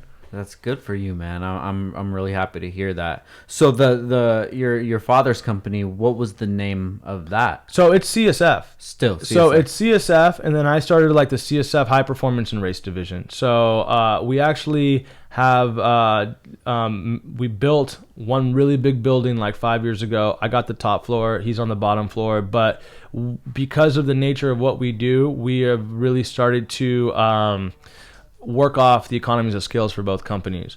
We use all of our same factories. You know, we have the same warehouse, we have the same accounting department, same order function. Gotcha. So we're able to keep the costs down for both of our businesses. Mm-hmm. You know, I pay him lease, but it's his business, he owns it, and I get to use some of the functions of what he's doing. But yeah, it's kind of it kind of was started as like a company within a company, and now it's really become two different brands of it, right? You have the CSF, you know, corporation, then you have the CSF Racing and High Performance Division. So where would you get the regular CSF stuff at? Where's that sold? So that's sold through distribution companies as well. But it's a different type of distributor. You know, like a company like Turn 14 or Motivicity, they're very like hyper focused on selling you aftermarket performance parts. Yeah. You know, but a guy like Rock Auto that you see commercials online, they just want to sell you replacement stuff. Mm-hmm. You know, or, you know, Keystone or US Auto Parts or any of these, like, you know, even like AutoZone, Pep Boys, any of those companies. Oh, really? Yeah. So a lot of those companies, you know, they sell replacement radiators. Mm-hmm. They don't really sell high performance stuff. You know, so there was a disconnect, and I think that was the biggest lesson I had to learn when I was starting this. Like, I was trying to sell my parts through my father's customers, and they were just not into it. Yeah. You know, because that volume game is like, yo, what's the price? I just need a good price, mm-hmm. you know, because the next guy wants a good price. Yeah. And, like, they don't really care about the brand, you know? That's why I was like, that doesn't excite me. Like, I want to build something. I want to build something that has, like, notoriety and people care about it. Like, it makes me feel good when someone like calls one of my distributors or dealers and says, hey, I want a CSF radiator. You know, I'm like, that's what I want to build, you know? So yeah, it's going well. Europe is doing really well right now. We're up like 100% in Europe right now. So, you know, just trying to crack into these foreign international markets. It's been good. Now, what about the BMW community? Are you pretty big in there? Yeah, I think the BMW stuff, especially when we came out with the F80 stuff, mm-hmm. You know, we were the first ones out there with like the charge cooler and like the whole package, like heat exchanger and transmission coolers. That took the brand to the next level because there was F80 guys all over the world who wanted that. And that drove dealers to call us, and then that drove distributors to call us. And that was really like that home run product that we've come out with in the last 3 years that has just driven the brand sales globally, you know. That got us into Japan, got us into Australia, places like India, the Middle East, you know, all over Europe, because everyone was like, it's like crack, dude. We can't keep that stuff on the shelf. Yeah. You know, like we get 25, 50 in, 100 in, they're all gone. That's dope, dude. All Hell gone. yeah. They're all gone, dude. Like we can't never keep enough of those in stock. I couldn't make enough of those for how many people want them. And, you know, then we started doing the cool shit like different colors. Yeah. You know, and that's why I think, you know, it's the same thing like Alex and I have always talked about it down at Sheepy. It's like we're building a lifestyle, you know, it's authentic. Like when we do some crazy colorway on this, somebody's going to buy that for their engine because they want that uniqueness. You know, I personally go to the powder coater and pick every one of those individual colors myself. I don't send anybody else to do it. Yeah. So if a guy calls and says, yo, I want orange, I'm like, all right, dude, I'm going to go in and I'm going to get you the dopest orange you've ever seen. And when we put that and that customer gets it, he tells everybody about it. You know, like we do a lot of blues and reds. They're never the same. They're always different. Oh, really? Yeah. Like, you know, we put them all on our website, and sometimes guys go, I want that blue. Or sometimes guys will be like, yo, I just want blue. Yeah. Because they'll talk to me about it. Like I'll personally take the call and I'll be like, okay, well, what color is your car? What are you trying to do with it? Like what kind of match are you trying to do? And once I talk to them about it, a lot of them have the confidence that I'm going to give them something they like. I've only had like one guy be like, nah, dude, I don't like this. No, really? Yeah, and I'm like, all right, fuck, dude, we can't win them all, you know, we'll make you another one, you know. But then we sold that to somebody else, so it all works out. But yeah, that was a home run product, and now we're, you know, it's kind of flattering. We're kind of getting ripped off now. Really? Yeah, dude, our shit's getting backdoored. People are buying our rejected castings. You know, they were like coming out with like Mickey Mouse gimmicky ones. I haven't even seen that. Yeah, dude. So hey, Tiago at VRSF, we see you, bro. Ripping off all our shit. Burger Tuning, you too, bro. You know, but you know what? Nobody wants the stuff, dude. Yeah. It's got fucking Kmart wells, Kmart fucking powder coating. Yeah. You know, it looks like some blind guy welded it up. Who knows? And I'm serious, and I'm not even talking shit. I'm just seeing it from what I see, you know, like, but they sell it for like $500. Yeah. Ours sells for $2,000, and we still can't keep it in stock because you, as an F82 owner, would you really go buy a knockoff part? Hell no. Fuck no, it's dude. Yeah, dude, we're not talking about like buying fake Jordans here. They like, you know, don't work on your feet. You just get new shoes. Like these don't work in your car. You're blowing your engine, dude. You know what I'm saying? Like the minute you start mixing like coolant into your engine, like game over. You know? Yeah. BMW ain't gonna replace that. You know? So I think the brand is really starting to have some clout, and it's what people want. You know. You want that confidence that you're buying something from a true manufacturer. We manufacture all of these parts in-house. And I think that is the biggest thing that nobody else is doing. You know, we aren't subcontracting this from some other person. We aren't just spray painting our name on a core. Like, I engineer a lot of the products ourselves. Or like I'm involved. That's what I do most of the time. It's like, how are we going to come out with better products, right? Yeah, I remember when you came down here and you were test fitting I believe it was intercoolers. Yeah, at Ronnie's shop. Yeah, Ronnie's shop. RD Engineering. Yeah, Shout out to Ronnie. You know. Shout out to Ronnie. So yeah, you know, we had like the 3D prototypes, and it was for the 991 turbo. We want to make sure it works right. You know, I had my engineer there, and we were like putting him in the car. So yeah, I mean, who we say we are, we really are. Yeah. You know, it's not like the Instagram smoke and mirrors. Yeah. You know, when you come to our warehouse and you see what we're all about, or you see the cars we built, or the people we like, the circles we run with, that is who CSF is. So we are, you know, we keep it real. Yeah, hell yeah, dude. It's when I see people knocking off parts and people supporting those knockoffs, I mean, whatever, it's your money. Do whatever the fuck you want to do with it. But like from a true enthusiast standpoint, that's just... it's embarrassing. Like, I wouldn't want to support somebody who didn't create that product, who's not passionate about it, who has nothing to stand behind it besides they're selling it. Like, no, dude, I'll save up until I could afford the good shit, the real shit, dude, because that's the part of the culture that I resonate with. That's the one that I want to represent, and I want them to represent me. So when you see my car, it has all of these parts from these companies, even in our industry. You know, you got Hasport, you got Rywire, you know, Checkered Sports. These are guys that I know for a fact that they are in the culture. Yeah, I see them at shows, I see them at events, and I see what they're doing and how they're building their company. And even if somebody sold something, if somebody sold Hassport mounts but without the logo and it's the same exact thing, I don't want it. No, because it's not Hassport. It's not, dude. You know, and you could think however you want about that, but when you're going to the grocery store, you're not buying the fucking big duffel bag of fake ass Dino Bites. You know, you'd rather get the Fruity Pebbles, dude, because this is what I want. I don't know what the hell is in this big dog food bag. You know, it's just I mean, listen, it's like there's a market for everybody, right? Like, okay, mine's $2,000, the next guy's $500. The guy who's buying the replica knockoff shit was never my customer in the first place. That's a different part of the culture. You know what I'm saying? Like, the guy, like, either he can't afford it or he doesn't just believe in the same things you and I believe, you know? If everyone just buys replica knockoff shit, there goes innovation. Because it's the company who comes out with the stuff who has poured their money into the R&D, the testing, the design, like the concept, dude. Like, if you take away that spirit of the industry, and it doesn't have to just be automotive, it's anything, there's really no reason for guys like you, me, or anybody who's doing it to create. Yeah. 100%. You know, why? Why am I going to come out with something just so the next guy can knock me off and like eat off my plate? You know? And it's like, this is what like bothers me about these guys. And this is why I have no reason calling them out. Like, yo, come up with your own shit or come up with something that's better than mine. Yeah. Why are you trying to just knock my stuff off with an inferior product and just slap a lower price tag on it and think people are going to buy it? Yeah. You know, but that's, you know, when I started to see all these knockoffs, and it was like literally like 2 weeks in a row, dude, it was just like 20 knockoffs are coming from China, you know, like Alibaba's got it, these fuckers got it, like everyone's got it, you know, and they're all coming from the same place. So someone's either backdoored my stuff, you know, obviously they're not using our core technology because we make that in-house, but like castings are a dime a dozen everywhere, right? So, but now I kind of took a step back, and I remember my dad told me this. He's like, yo, Ravi, if fucking Nike can't figure out their counterfeit problem, what the fuck are you gonna do? Yeah. He's like, if K&N air filters are getting knocked off around the whole world, what the fuck are you gonna do? Yeah. You know, he's like, you just gotta take it in stride and move on to the next thing, and always remember that you've grown a brand that's got some weight to it now. Yeah. You know, if you are a dope ass M3 or M4 owner and you're at the car show and you want to stunt with your engine bay and you open it up and you got a charge cooler that looks like mine but it doesn't say CSF on it, you look like a fucking tool.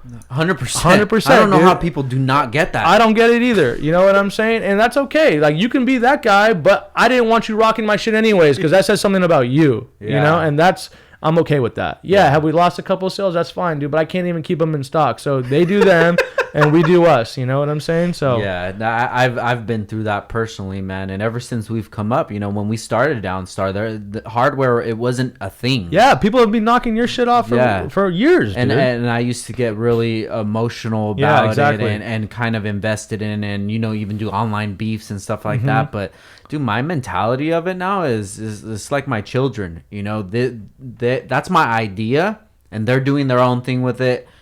Go ahead, bro. Because half is the product, but the other half is the brand. Yeah. And you can't have that. That's me. You can never steal it. You can't be that. If you had that personality, if you had the ideas, if you had that creativity, you wouldn't have copied me. You would have built your own thing, you know? And I don't want anybody to take this as shade, bro. No disrespect to any of those guys. Anybody I've ever had beef with, I've squashed it with them. But fact is fact. That was our idea, and you guys copied it. And now you're going to be known as the people who knocked off Downstar. And that's cool, you know? Yeah. I'll take that any day, because I'm not the company that knocked off anybody. We're the guys that are moving forward, and any ideas that we've come up with that somebody has copied, that was something that I came up with years ago, dude. I'm not even the same person I was last year. I'm not even doing the same things that I did last year. So they're always going to be in the past. So I always like to focus on the future, the things that we're going to do in the future, the ideas that we're going to come up with then. And dude, you just got to keep moving forward, you know?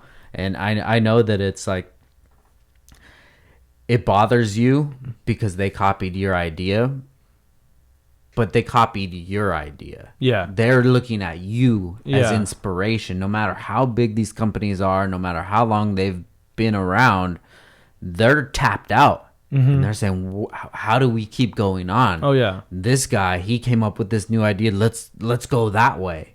So it's the ones that the movers and the shakers and the ones that are making the community move forward, dude. Those are the ones that the eyes are on. All the other guys, it's just like it's the fish on the shark. Yeah, eating the crumbs. Well, and you know what, like the perspective that you just talked about and the way I've started to see things, it's like,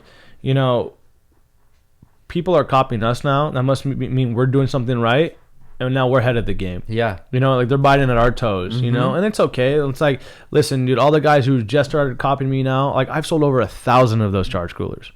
What are you going to sell? Fucking 10, 20? Like, who cares? I've sold over 1,000, and I got so many new products on the way this year. We're releasing like 10 new products it seems this year. Shit no one's ever seen. Really taking it to the next level for a bunch of different cars.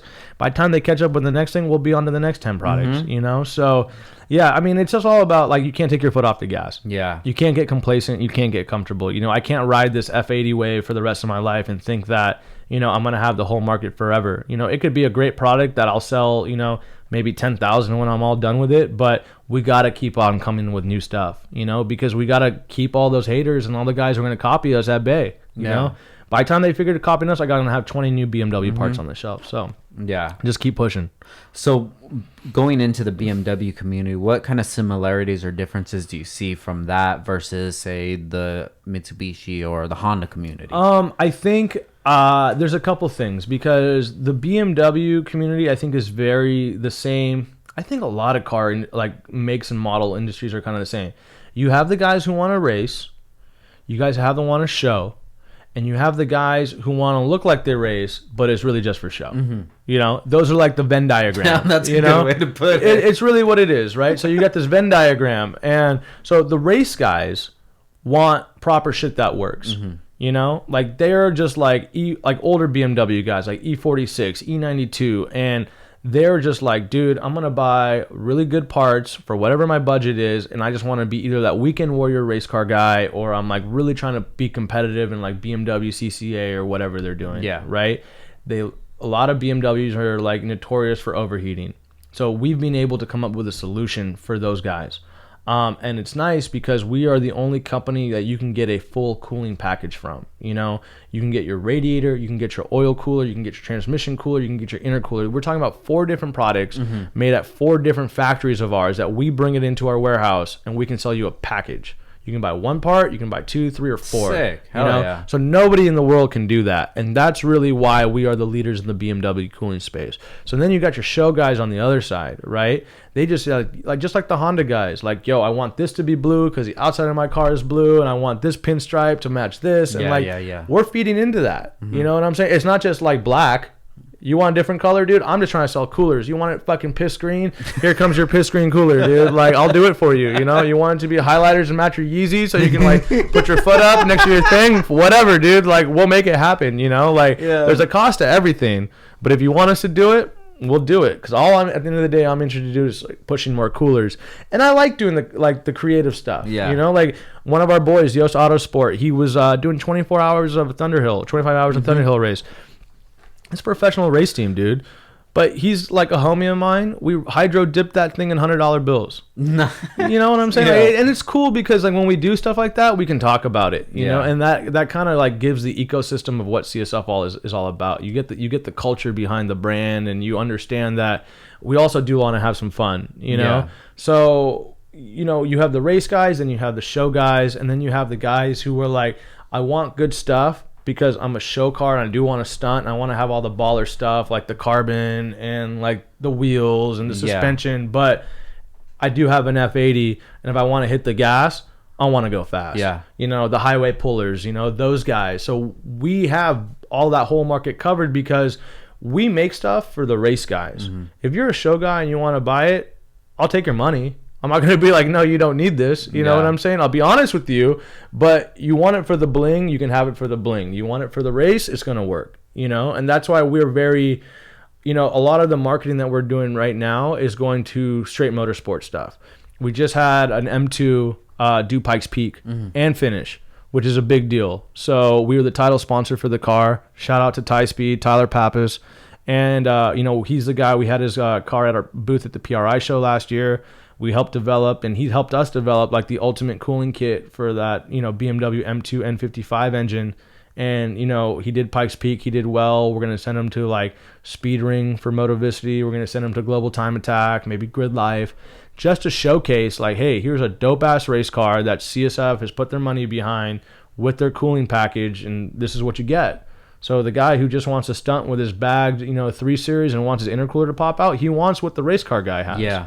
I learned this from the old CEO of KW Suspension.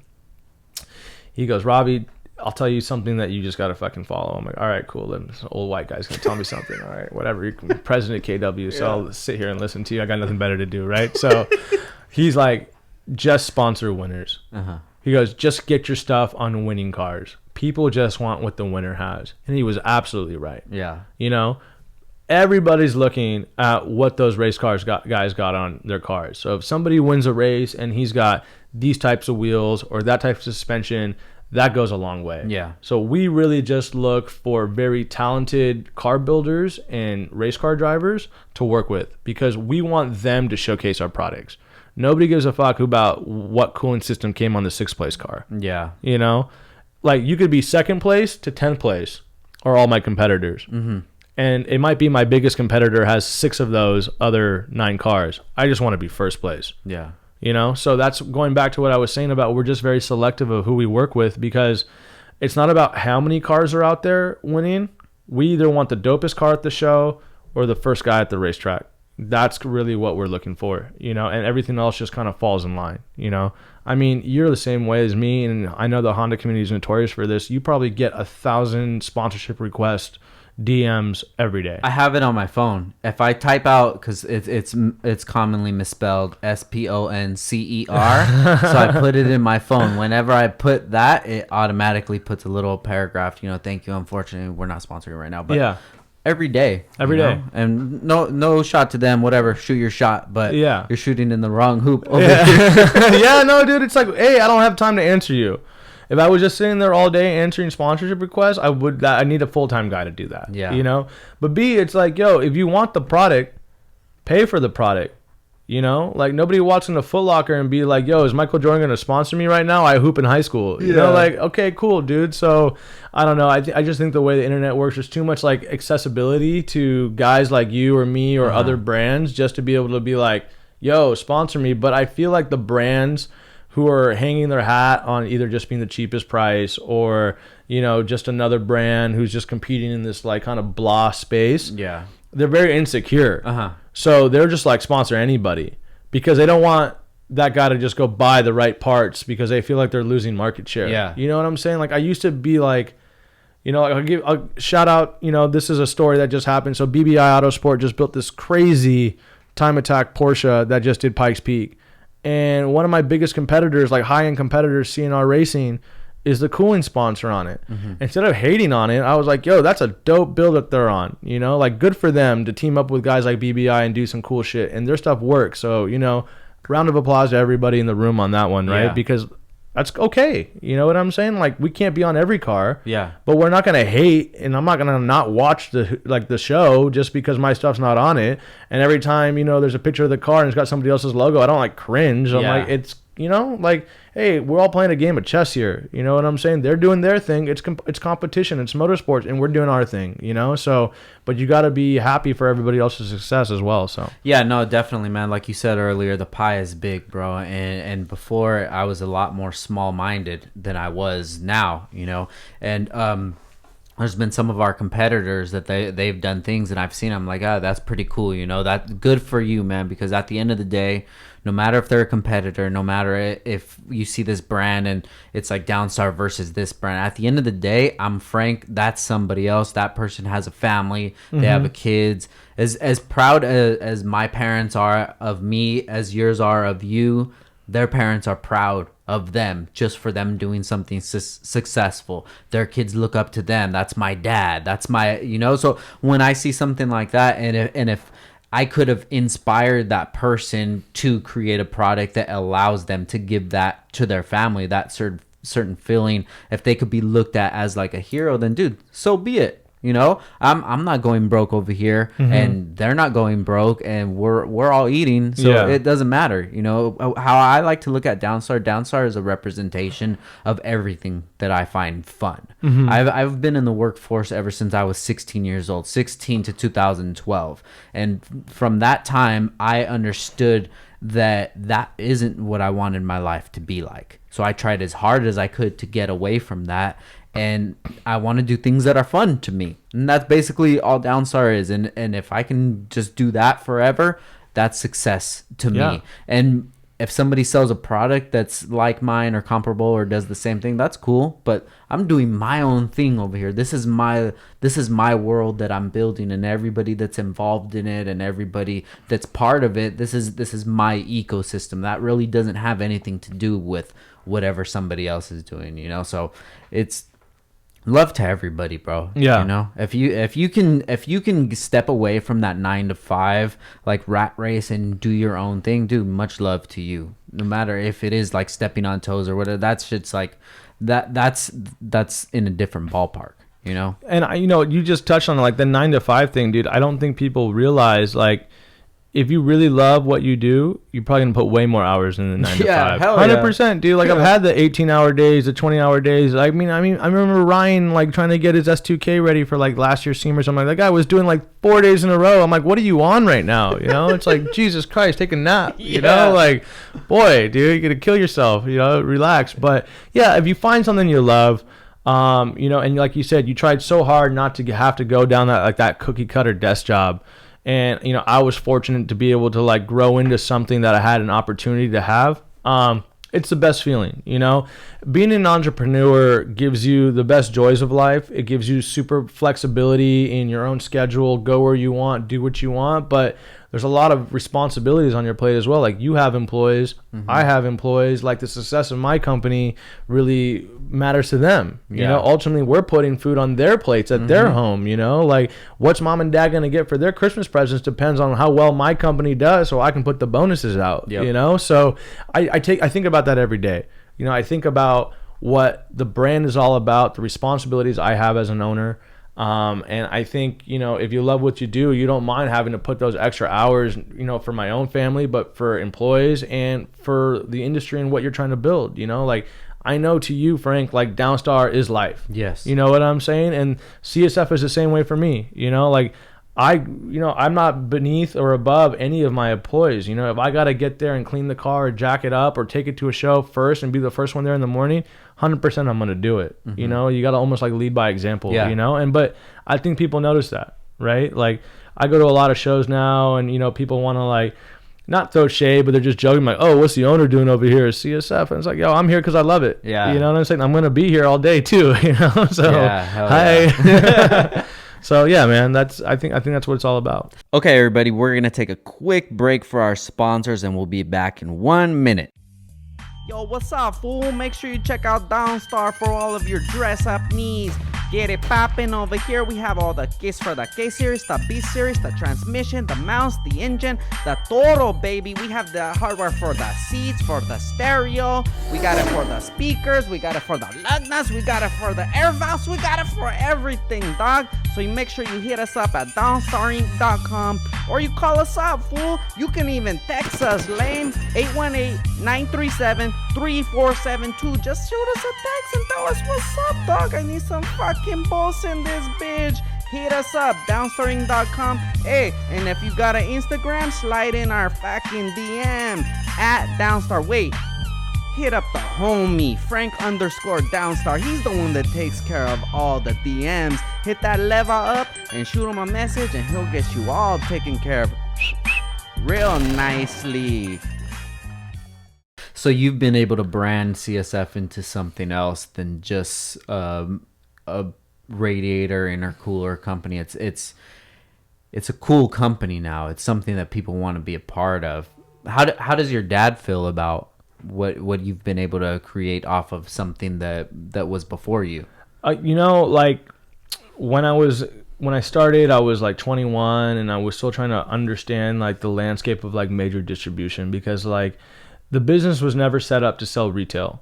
So it was never going to be online sales or any of that stuff. But I was like low key trying to sell radiators on eBay. Like that's how I started. Like I would make a few all aluminum radiators at his factory and like do a run of 20 for like Honda Civics. And I would literally just try to be hustle these on eBay, taking calls. And it's like, I didn't understand the power of distribution. And I still think today people don't understand what a distribution channel and like a dealer network can do for you. You know, like you literally then have tentacles all over the world in different languages selling your stuff, you know? So once I figured that out, and I learned a lot of that from my dad, because I would be like, Dad, why don't I just like go online and like sell direct? He goes, you got to build your distribution network. You got to focus everything on doing this because these are the ones who are going to be buying truckloads of stuff from you, you know? Yeah. And then you only got like 10 or 20 customers, not a million guys who want to call you. And you probably have dealt with this, like, how sick is my car? Oh, let me tell you about this car I got, you know, and I'm trying to do this. And you're like, damn, dude, I'll be on the phone for half an hour to sell this guy a fucking $10 pack of bolts, right? You know, like that must blow your mind. And I had to do that too. And, you know, I think when I was like 22, 23, I had gotten a DUI. The business was going nowhere. You know, no one was buying it. It was like spinning the wheels. I was getting in trouble with the law. And my dad was just like, him and I were arguing because he didn't see the vision of what I was trying to do. And I'm like trying to like branch off, but not have to like listen to him. But he was still giving me loans for it, you know. And we started to really butt heads. And that's when I moved to Canada. Oh, shit. Yeah, that's when I moved to Canada because he's like, all right, listen, you can do what you want with the performance stuff. But I felt like he didn't really believe in it. So he's like, why don't you help me go open up Canada for like CSF? So we had CSF Canada. He goes, you can do your high performance stuff, but just go there. And, you know, I think that was a big learning lesson for me. I left California where I'd always been, you know, had trouble with the law, showed up to Toronto with 2 suitcases. I didn't know a single person. Yeah. I didn't know a single person, literally showed up with 2 suitcases. I had to find a place to live. I met with like a real estate broker. You know, we signed like a 1-year lease on a small commercial building.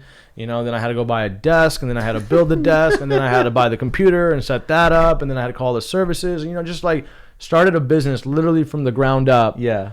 And I would do that from like 7 in the morning to like 6 o'clock. And then I would get on the phone and try to hustle high performance stuff from like 6 to 12. You know, it was literally like all day at the office. I would sleep there, and I got a couple employees.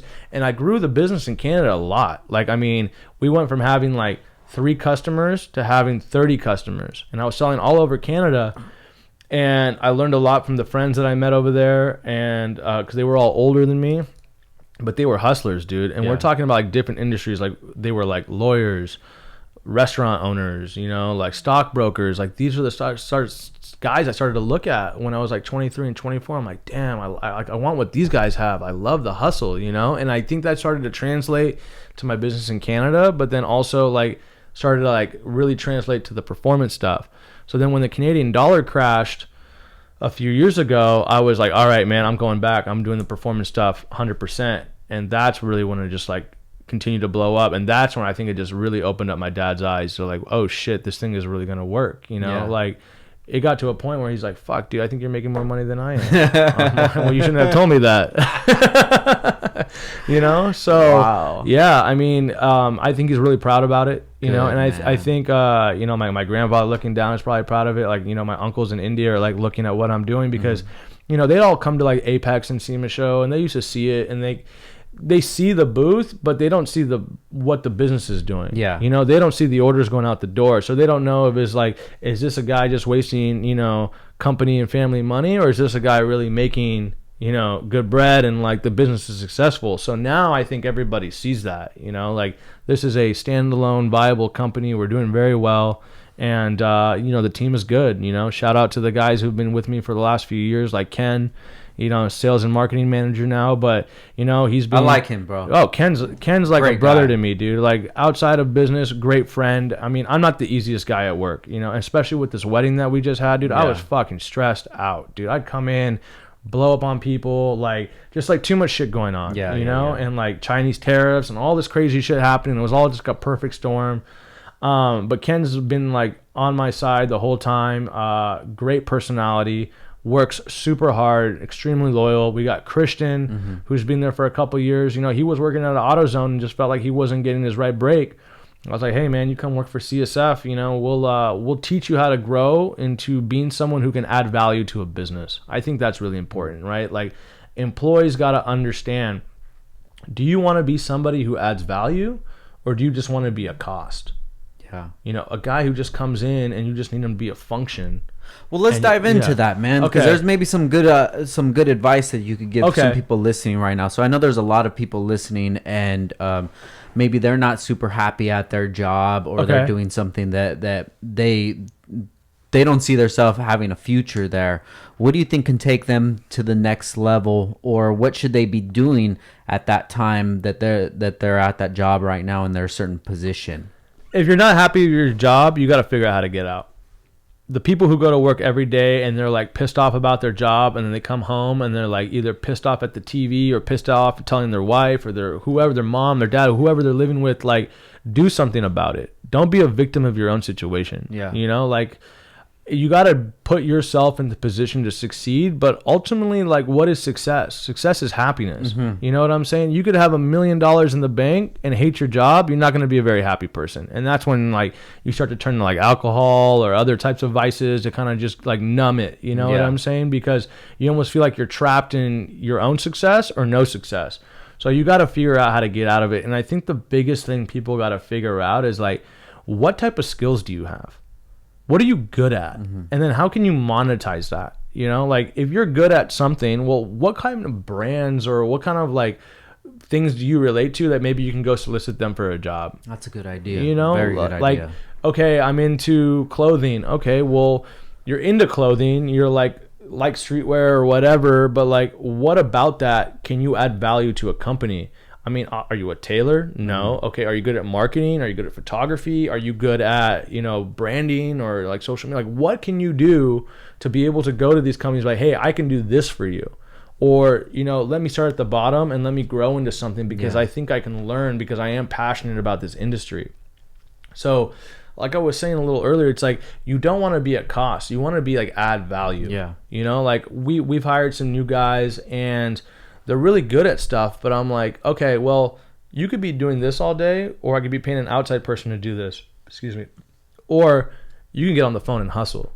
And if you can start selling and making this company money, then you added a lot of value because now I need you here because you are bringing the dough in the door, not just a function or a cog in the wheel that, you know, is just another person that we got to pay because you're doing busy work. Yeah. You know? So that I think people need to understand is, like, you got to make yourself valuable to somebody.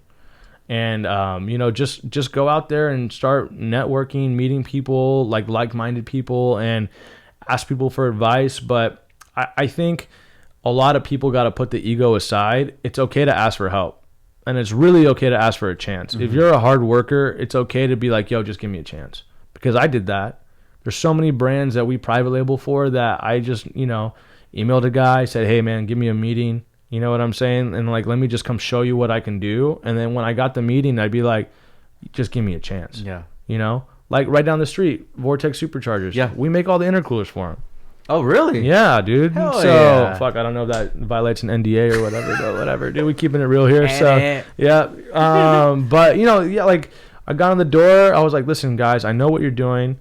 I feel like I could do it a lot better, and the service will be great, and the price will be good, and you're going to be really happy. And we've been doing business for a few years now, and yeah, I mean, it's good, right? But I looked in the manager, like the general manager's eyes, and I'm like, please give me a chance. And he believed me, you know what I'm saying? Like, yo, this guy's got a drive. He can do something, you know? So I think that's important.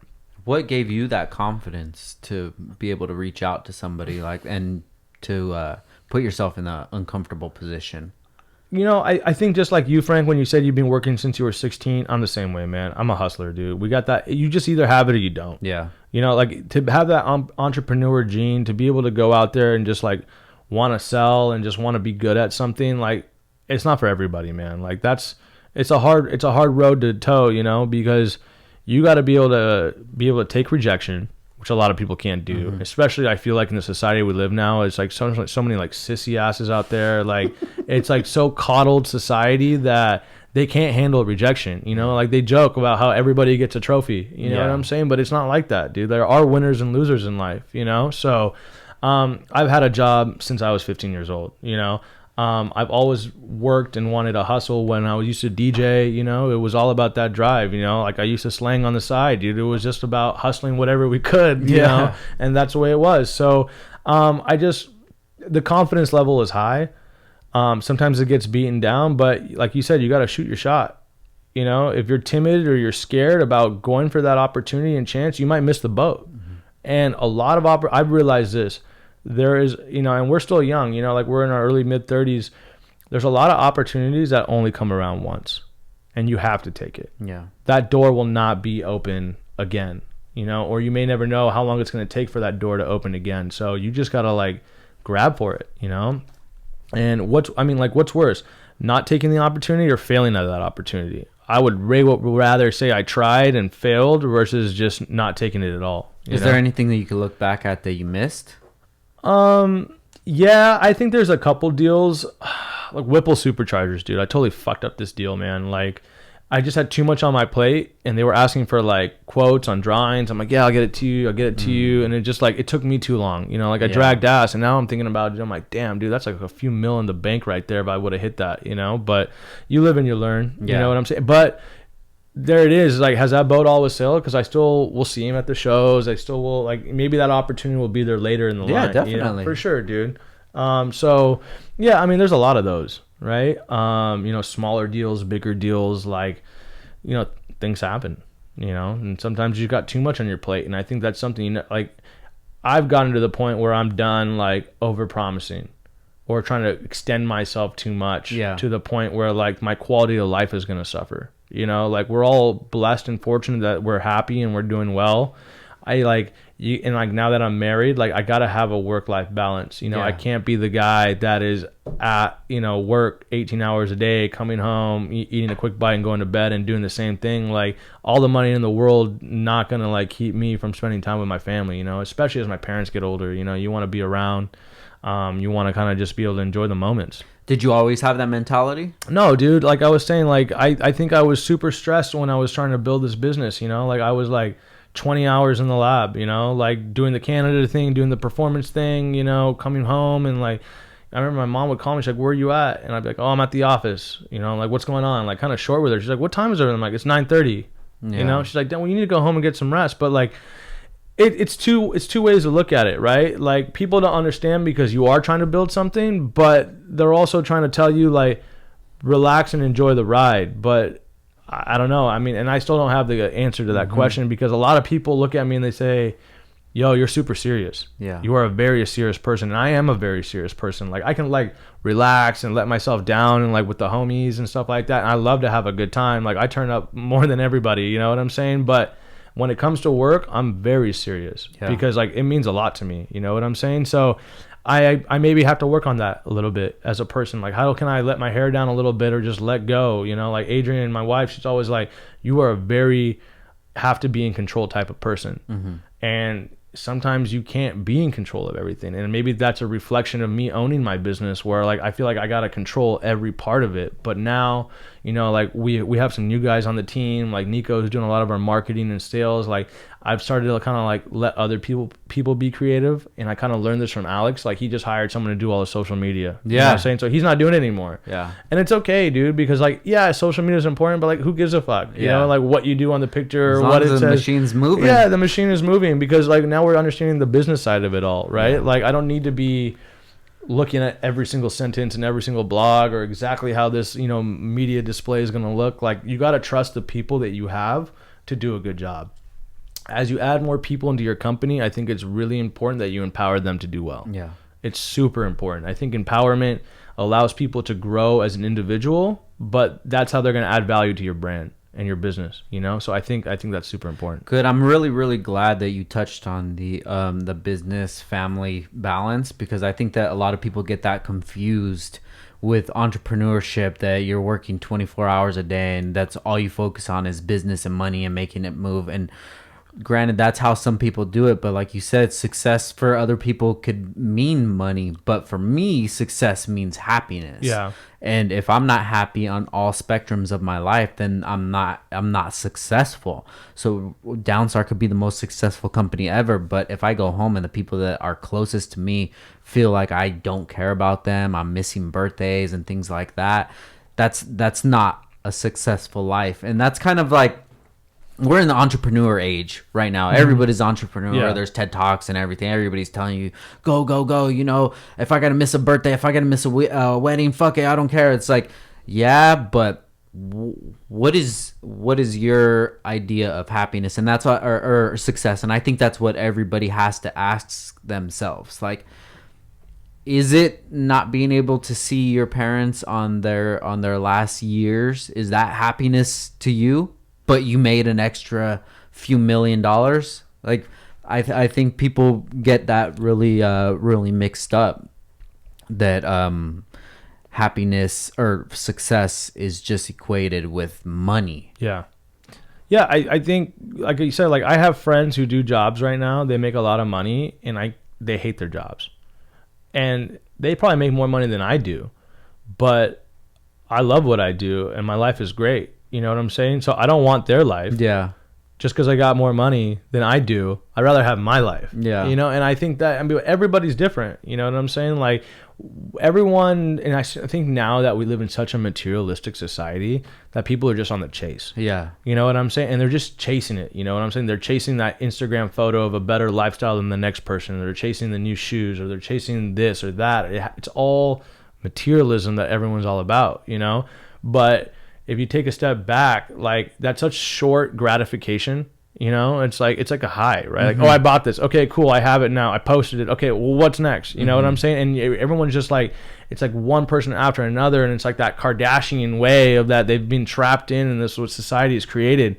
I think for me, it's like take a step back and be like, okay, what really makes Ravi tick? You know, like what makes me happy? You know, it's the comfortable lifestyle that I've, you know, really worked hard to put myself in, but like my family and my wife and all that stuff. And that's what's important to me. You know what I'm saying? I'll leave some money on the table to have more happiness in my life. Definitely. You know what I'm saying? And I think, you know, I think everyone should be like that way, but I'm not everybody, right? Yeah. So I don't know. I think that's the key to success. And I think that's the key to happiness. I think if you're happy with what you do, you got to be content.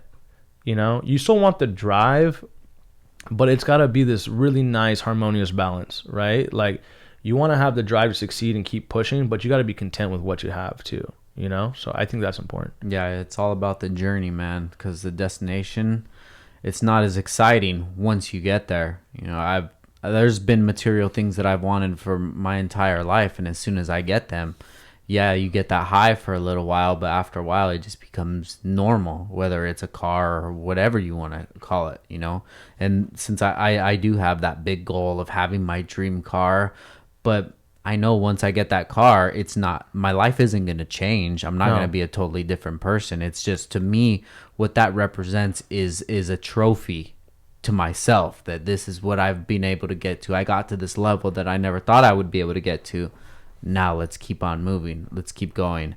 And yeah, you're definitely right, dude. Is people are so caught up in material things and thinking that that's going to bring them happiness. And I post this every once in a while, dude, that no matter what you think or not, money isn't happiness. Or money, having the most money that you ever wanted, that doesn't necessarily mean that you're going to be happy.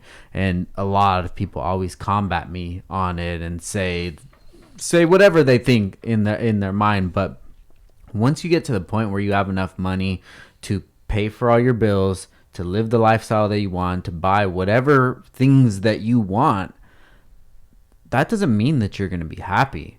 And I think that that's one thing that I've come to realization within these last few years, that, you know, I have everything that I've ever wanted, but some days I'm still not happy. And what I found out about myself is what makes me happy more than money is creating. So that's kind of the way that I'm going towards. And I don't think a lot of people get to find that out about themselves because they're too busy in the rat race trying to get to this spot in their life where they might not even ever reach that, because that's like it's a mirage, you know? Yeah, and like you're absolutely right, but it's almost like the rat race you just talked about, right? Like, okay, you get to that finish line, you got what you want, but then you want more. You know, like now it's like a point in my life, it's like, okay, I have a house.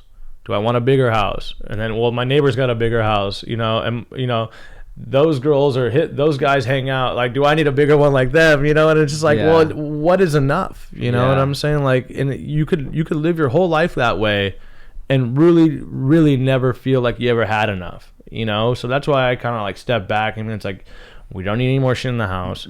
You know what I'm saying? We don't need like just enjoy what we have, be happy with what you got, and you know that's okay. You know, like, and I think there's studies, and I'm more about like the experiences. You know, like going to Tokyo with you guys and like Ryan, and like we're all hanging out, and like that was awesome. Hell, you know what I'm saying? Like time. I don't need another fucking t-shirt or pair of jeans or shoes. Like I'd rather spend my money doing something like that. You know, so I think experiences mean a lot more to me now as we grow up. I think, you know, being able to go places, I mean, the world is a big place, you know, and being able to experience cultures and different types of people and different types of food and do different things in these places, like that is kind of what makes me happy, you know, and be able to share those experiences with people you care about.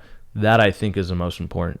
Oh yeah, 100%, man. That's dope, dude. And I'm happy for you, bro. You're in a really good spot, I could tell, and you have the passion. And that's awesome, dude. Thank you. So I want to touch a little on what you mentioned earlier about your DJ career. Okay. Yeah. So tell me a little bit about that. Yeah. So DJ the Lux Daddy. Been doing it since I was like 13, 14 years old. Actually, I've been doing it since I was 15. Mm-hmm. You know, when I was growing up, I used to play the drums. You know, 5-piece trap set. I had the Pearl set, and nice. I was like in the school band. You know, so I was a percussionist, and from there I got kind of into music, and you know that was like the whole Napster generation. You know, like waiting all night to download like 2 songs. Kazaa. Like, yeah, Kazaa, exactly, dude. Like I was like the last family on the block to have DSL, so it was like AOL dial-up, and it was like, oh man, I got 2 songs coming tomorrow. You know, it's like 5 kilobytes per second, dude. Fuck, dude, my parents didn't understand what like fast internet was all about or why you needed it. I'm like, Mom, Dad, come on, we gotta get DSL, you know? So get off the phone. Yeah, exactly. You know, so it's like we're paying more for 2 phone lines rather than just getting the DSL. Like it didn't make any sense, but that's what we had. So yeah, like I got into music, and yeah, I started looking at like turntablism and like what the guys were doing with the techniques and like, you know, like DJ competitions. Mm-hmm. And I just started really liking that side of you know, pop culture. Mm-hmm. And you know, obviously this was when like MTV was big and BET was big, and you would see like the Freestyle Fridays and all that type of stuff like that. I love that, right? Because like I grew up in the Inland Empire. Mm-hmm. But I moved to Newport Beach when I was 13 years old. So there was a little bit of a disconnect between like this white affluent society. I didn't know anything about that. Mm-hmm. You know, I wasn't a part of that surfer bro beach culture because I grew up in like the IE. Yeah. You know what I'm saying? Rancho Cucamonga, like Etowanda area. Like that's what I knew. And like the people I used to hang out with were a little bit more, you know, inner city-ish or just kind of like that. So I just kind of gravitated towards DJing. And I remember I went up to my parents. I was like, Mom, Dad, like, will you buy me a set of turntables? Where they're like, well, you know, maybe for your birthday or Christmas or something. And I'm like, well, how much is it? I'm like, well, what I really want to get is like $2,500. And they just looked at me. It's like, you're fucking retarded. Like, we're not going to get you $2,500 of DJ gear. There's going to be some other nonsense that you use for like 6 weeks and you throw it in the garage, right? Like my sister's clarinet or some shit, right? So I was like, all right, fine. You don't want to buy it for me? That's cool. So that's when I got the first job, and I was working at the mall at Fashion Island. I was working at Auntie Anne's Pretzels. Oh, sick. Yeah, dude. That was my first job ever, dude. Like I was literally the guy out there, like, hey, do you want a sample? You know, like come on in. Okay, I got a funny story for you. So I was 15 and there was like work restrictions on what 15-year-olds can do because technically you had to be a lot of 16, but they would give you a job. If your parents would sign off and do all this shit. So I'd be in the back making the lemonade, and they had regular lemonade and they had strawberry lemonade. And I remember once the guy, like the manager at the time, showed me how to make. He's like, "Okay, you got it?" I'm like, "Yeah, for sure. Some sugar, the syrup, water, ice, swirl it all up. We got it, right?" Yeah. But somewhere along the lines, I misread the directions and I was putting way too much sugar in the lemonade, like 4 times, dude. And we're talking about like out of like that Starbucks cup, like 4 of those in every one of the batches, dude. Just like massive amounts of sugar. And it was like my summer job. And like there's a lot of people who work at Fashion Island who were there for work and they come get a snack and shit like that. But dude, my lemonade was crack, bro. Like literally people would show up all day just like, yo, let me get one more of those lemonades. I'd be like, yeah, 100%. And the whole time I thought I was just making it by the recipe, right? So I'd be like, okay, here you go, $3. You want 2? Okay, like just making lemonade. And then once I remember like the owner of the franchise came in and I'm in the back just like throwing sugar in, and he goes, "What the hell are you doing?" I'm like, "I'm making my lemonade." He's like, "Dude, that's way too much sugar." He's like, "Dude, you're making like 10 times more sugar than you're supposed to." I'm like, "Oh, my bad." So there went me for making the lemonade that summer. But yeah. People love that shit, dude. Strawberry lemonade was so fire, dude. You get your like fucking almond pretzel with the peanut butter sauce, dude. Fucking lemonade, just like kill yourself, Fat kid snack. Shit. But yeah. So that summer, I took all that money I made, which was like $3,000 because I was like way below minimum wage with this job, right? And I went and bought a set of Pioneer CDJ 1000s, the first ones they ever came out with. So these were like the first digital turntables from Pioneer, which were like the dopest ones you could buy. Is that like the little looking CD kind of thing? Yeah, but these are the ones like Tiesto uses, like the high end ones, and they were like $1,500 a pop. And then I had like this Newmark 3-channel mixer that and I would just start rocking like high school parties. Started doing like Indian weddings with one of my cousins. My cousin Vernon and I were doing it together, and then we were just like go down to like little bodegas and like Cerritos where he lived, and we would like ask the owner and like liquor stores like, "Yo, can we set up a shop outside of your shop and like sell mixtapes?" And we'll like promote you on the mic and get people to come in your shop. And like all these guys saw us. We were like 13, 14, 15 years old. They're like, "Fine, kids, do whatever you want," And like we'd go in there and buy sodas. We'd be there all day, but like we started selling like 30 mixtapes a weekend, like at $10 each. And I'm like, "Oh shit, $300. All right, you take 150, I take 150, and we'd be like, shit. And like all week we'd be like sitting at home like burning CDs of our mixtape, and then we were like cutting out the little insert because you would buy like the plastic cases from Best Buy, and then you burn the CD, and then you like put the little image on the CD, and like that was like our hobby, And then it would be like the weekend would come around, and be like, "All right, dude, well like why don't we get a booth at a festival?" Like a cultural festival or whatever, like barbecue festival, and like let's set up our DJ stuff in our little tent, and then we'll sell CDs. And then I started being like, okay, shit, we sold 100 CDs, we sold 50 CDs, So we were selling our mixtapes. I was doing all the school dances, and then I went to University of Arizona in Tucson, and then that's when it really popped off because like I joined a fraternity. I started doing all the fraternity parties, sorority parties, that stuff you see like those crazy like Playboy, Tempe, like crazy Arizona college pool parties. That was me. Like we started doing like the 3,000 person pool parties. I remember like, okay, so like Jordan Hill for the Lakers, he went to University of Arizona, or like Luke Walton or Chase Budinger, or like even Rob Gronkowski. Like these are all U of A types. Yeah. They'd be like doing the wet t-shirt contest in the middle. Like the party would be getting all hype. I'd be in the back DJing.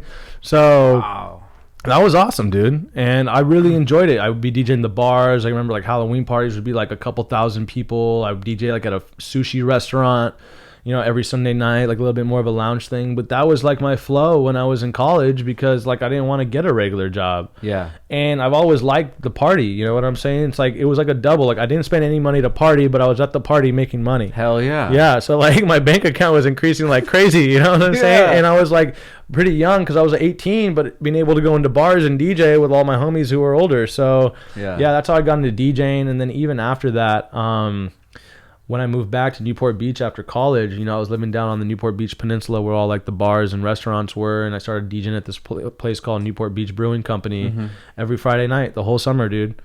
And it was awesome, dude. Like, this was like some sleepy ass bar, and then all of a sudden my friends would come in, they'd be like, dude, the fucking line's out the door, bro, like around the block. And we just owned it, you know, like it was great. So yeah, and I still DJ every once in a while. One of my buddies, KG, his DJ name's K Jesus. K Jesus, shout out to K Jesus. Shout out to K Jesus. But like, you know, him and I enjoy it, and it's an outlet for us to kind of like, you know, still spin the wheels, be creative, you know, still kind of hype the party. Hell yeah. It's tough because like DJing is like almost like the car industry, right? Like it got to the point because of like the internet and how it became easy. Yeah. You didn't have to have turntables and buy records and invest capital into your equipment. It was like, yo, you could buy a shitty DJ controller for like $100 on Amazon, plug it into a computer, get some shitty speakers, and now you're a DJ. Yeah. And this is who I had to compete with, because like we go to bars and be like, yo, let us DJ. Well, okay, well, they called me and they'd be like, yo, we need a DJ tonight. I'm like, okay, cool, dude, it's $800. $800, dude. Like, a kid down the street wants to do it for $200. That kid said he'd come in here and do it for free. You know what I'm saying? But it's like, yo, dude, you get what you pay for, bro. Yeah. You want a free DJ, or you want a guy who's professional. And I don't think people understand there's a huge difference when it comes to music. You know, there's a reason why guys like Tiesto and Deadmau5 are getting paid millions of dollars to do what they do.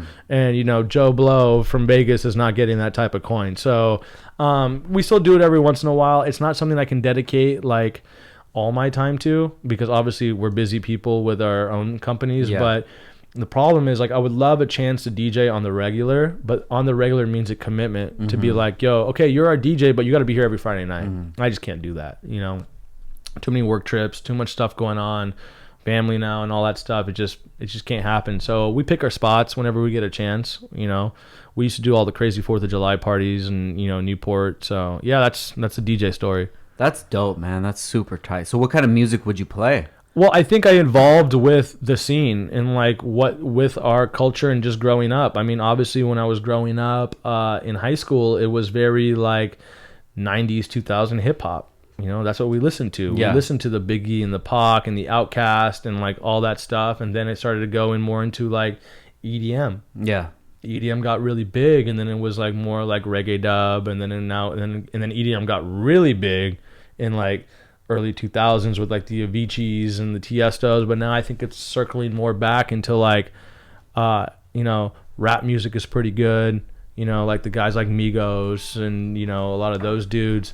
But now I think you're starting to get more into like other niches of electronic music, you know, like deep house or tribal house or like beach house or some of those things. So it's just a mixed bag, you know, like my Spotify is always playing weird shit. Really? You know? Yeah. I mean, like Adrian, she loves country music. I've had friends who love country music. So like I'm into country too, you know? So, but I think you see that with like cross culture of all things, like Old Town Road. Yeah.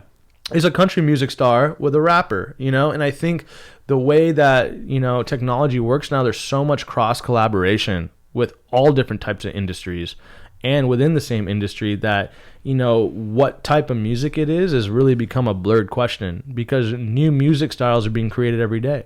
Yeah. You know, I remember walking into a festival and seeing dubstep for the first time. It was Rusko. And I was like, dude, this is fucking insane. You know what I'm saying? And it just blew my mind because I never heard anything like that before. So, you know, that was just a few years ago. So yeah, I think music just keeps evolving, and I try to keep my ear to the ground in terms of what's hot, because you can't just like jump on the tables and not know what's good. You know, so you always have to know. Like, it takes me a few hours before I DJ just to get my shit together. Really? Yeah, because I don't do it all the time. Yeah. If I did it all the time, I would know what's hot because I'm listening to music every day. But if I'm like just listening to my shit that I like all the time, and it's like the same 20 songs that I keep listening to, you know, when it comes time to rocking a party, I don't know like what the new Katy Perry jam is or what Beyonce's got out, and like, but that's what the chicks want to hear, you know what I'm saying? Or that's the stuff that's going to move the needle at the party. So I literally got to sit down or like the night before, 2 days before, and like listen to like 4 or 5 hours of music. And it's like critical listening when you're a DJ. It's not just like, oh, this is a good song. It's like, okay, do people want to dance to this beat? I know that answer within 5 seconds. Like I can listen to a song within 5 seconds and be like, pass, or this is what I can play in the club. But then I got to listen to the song and decide like, okay, where can I mix this into? Like what part of the song are there no words? write that time down or put like a time marker on the computer software. Oh, shit. So that I know that because you never want to mix words on top of words. Yeah. It's terrible, right? It just sounds like a bunch of noise. So it's like, okay, well, I can bring the beat in here, mix. I got 45 seconds to do it. So you just have to listen to every song like one time to say, okay, is it good? Put them all in a folder or something like that, and then go back and listen to them a little bit more intently and be like, okay, well, like, here's the drop, here's the break, here are the vocals. This is how we're going to put these mixes together, and then figure out how fast they go, and then be like, all right, well, these songs go with this one. These are in the same key, like this shit's got the same vibe, like, and you start making a list, and you're like, okay, well, this is my general playlist of what I'm going to do. Yeah. Like, I'm going to play for an hour, I'm going to play for 2 hours, but like, it's going to go like this. And like, it's like the same way we were talking about earlier. It's like, enjoy the ride. It's all about the journey. You know what I'm saying? Like, when someone comes to listen to Deluxe Daddy at the club, it's not going to be the same cookie cutter shit you heard on Kiss FM. You're going to come into my, wherever I'm playing, bar, restaurant, club, and you're going to leave me like, yo, dude, that DJ threw it down. I heard a bunch of shit I never heard before. It was either the same song you knew, but a remix you never heard because I found it, or I made it, or you're just going to be like, dude, I never heard 2 songs mixed that way, or the way he was scratching, or the way he was hyping the crowd. So I really put my all in when I DJ, you know what I'm saying? Because I don't get to do it a lot. So when I do get those opportunities, I really like enjoy the moment and I take advantage of it.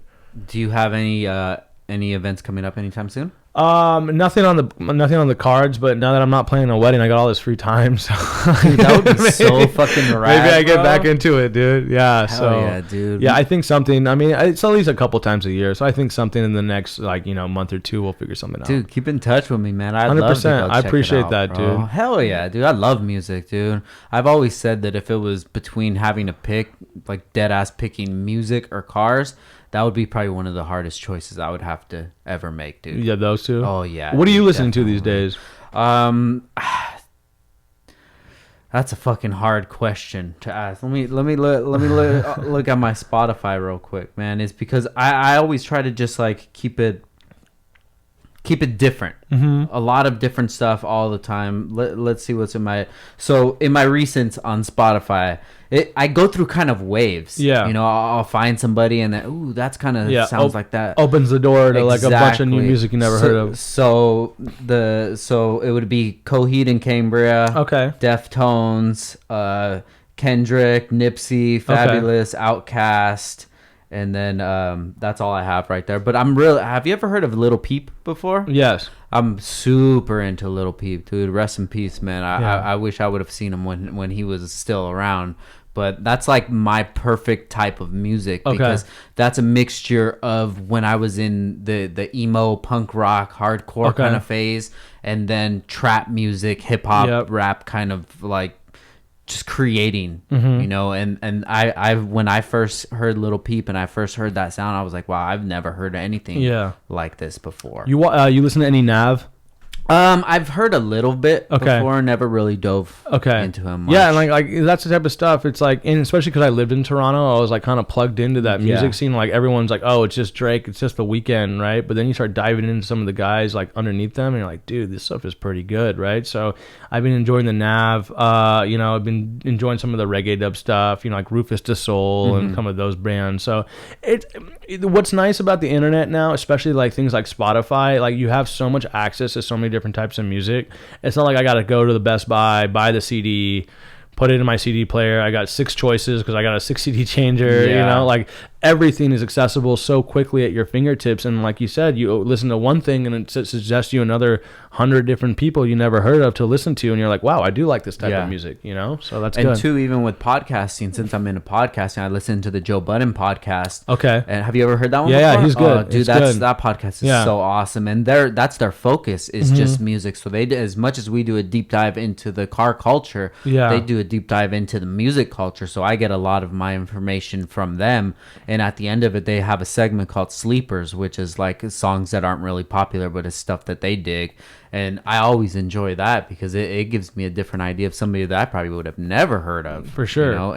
And just being in having my ear to the streets in that way, I have heard artists that are barely starting to pop off right now, but I heard them from years ago just because it's just a grind, just like anything else, man. These dudes have to start off from these small clubs and then go from there and build up, and then sooner or later then they're on the top the top of the charts, but it's a grind just to get there. You know, I feel like music is the one industry that the cream doesn't rise to the top. Mm-hmm. In the sense that 100%. like you could be the most talented musician and never make it. Yeah. I don't think there's any other industry like that. Yeah. And it's like I used to date a singer and she was so talented and like really, really like amazing, like blew my mind. And I was a DJ, like, right? Or I am a DJ. Like I can tell if you have it, if you're not. Yeah. You know, and I listened to her music and I was like, yo, this chick's got it.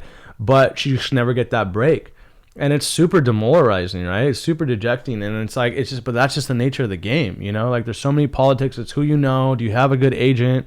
You know, would you get in the door? What happens after that? You know, so shout out to all the musicians out there because it is a grind, man. And like, it's one of those things like, you know, if you build a dope car, people are going to know you built a dope car. You know, it goes viral. Yeah. You know, like there's nothing that will just like not move. You know, if you're the best ball player, you got to make it to the NBA. Yeah. You know, like that's just the way it works. You will get a chance. There will be someone who sees you, but with music, you may never get your break. Yeah. And that I think is it's a daunting thing, dude. And that's the same thing with anybody who's very creative. You know, if you're an artist, you're a painter, you're somebody like it's just one of those things like you got to almost be discovered, right? Where everything else has kind of got like a winner and a loser, you know, and the cream does rise to the top. So yeah, I mean, it just depends on what you want as well. I think that there's a lot of quote unquote like a SoundCloud rapper or something like that they have their cult following. Yeah. For somebody like that, if they're trying to figure out how to get to the next level, how I would recommend looking at it would be everybody that is listening to your music, everybody that's a fan of your music. That's your team. That's part of your team. You have to look at them as team members because these are the ones that are going to be telling their friends you gotta listen about to this. You gotta check this. You gotta check 100%. That out. You know, and I think too that a lot of especially rappers they have that mentality where they're just fucking cool guys and they don't want to talk to nobody or maybe they're socially awkward or something like that. And it's not only with music, it's just with anything, dude. You have to be able to put yourself out there and you have to be relatable and you have to be somebody that somebody wants to support. You know what? I've supported people before, and then I get the opportunity to meet them, and I'm just like, you know what? Fuck this dude, bro. Yeah, for you sure. know, that's happened so many times with me. But if that interaction that I had with that person would have went a different way, if they would have taken, you know, maybe an extra minute to just say what's up or something like that, I would have been a fan for life. Yeah.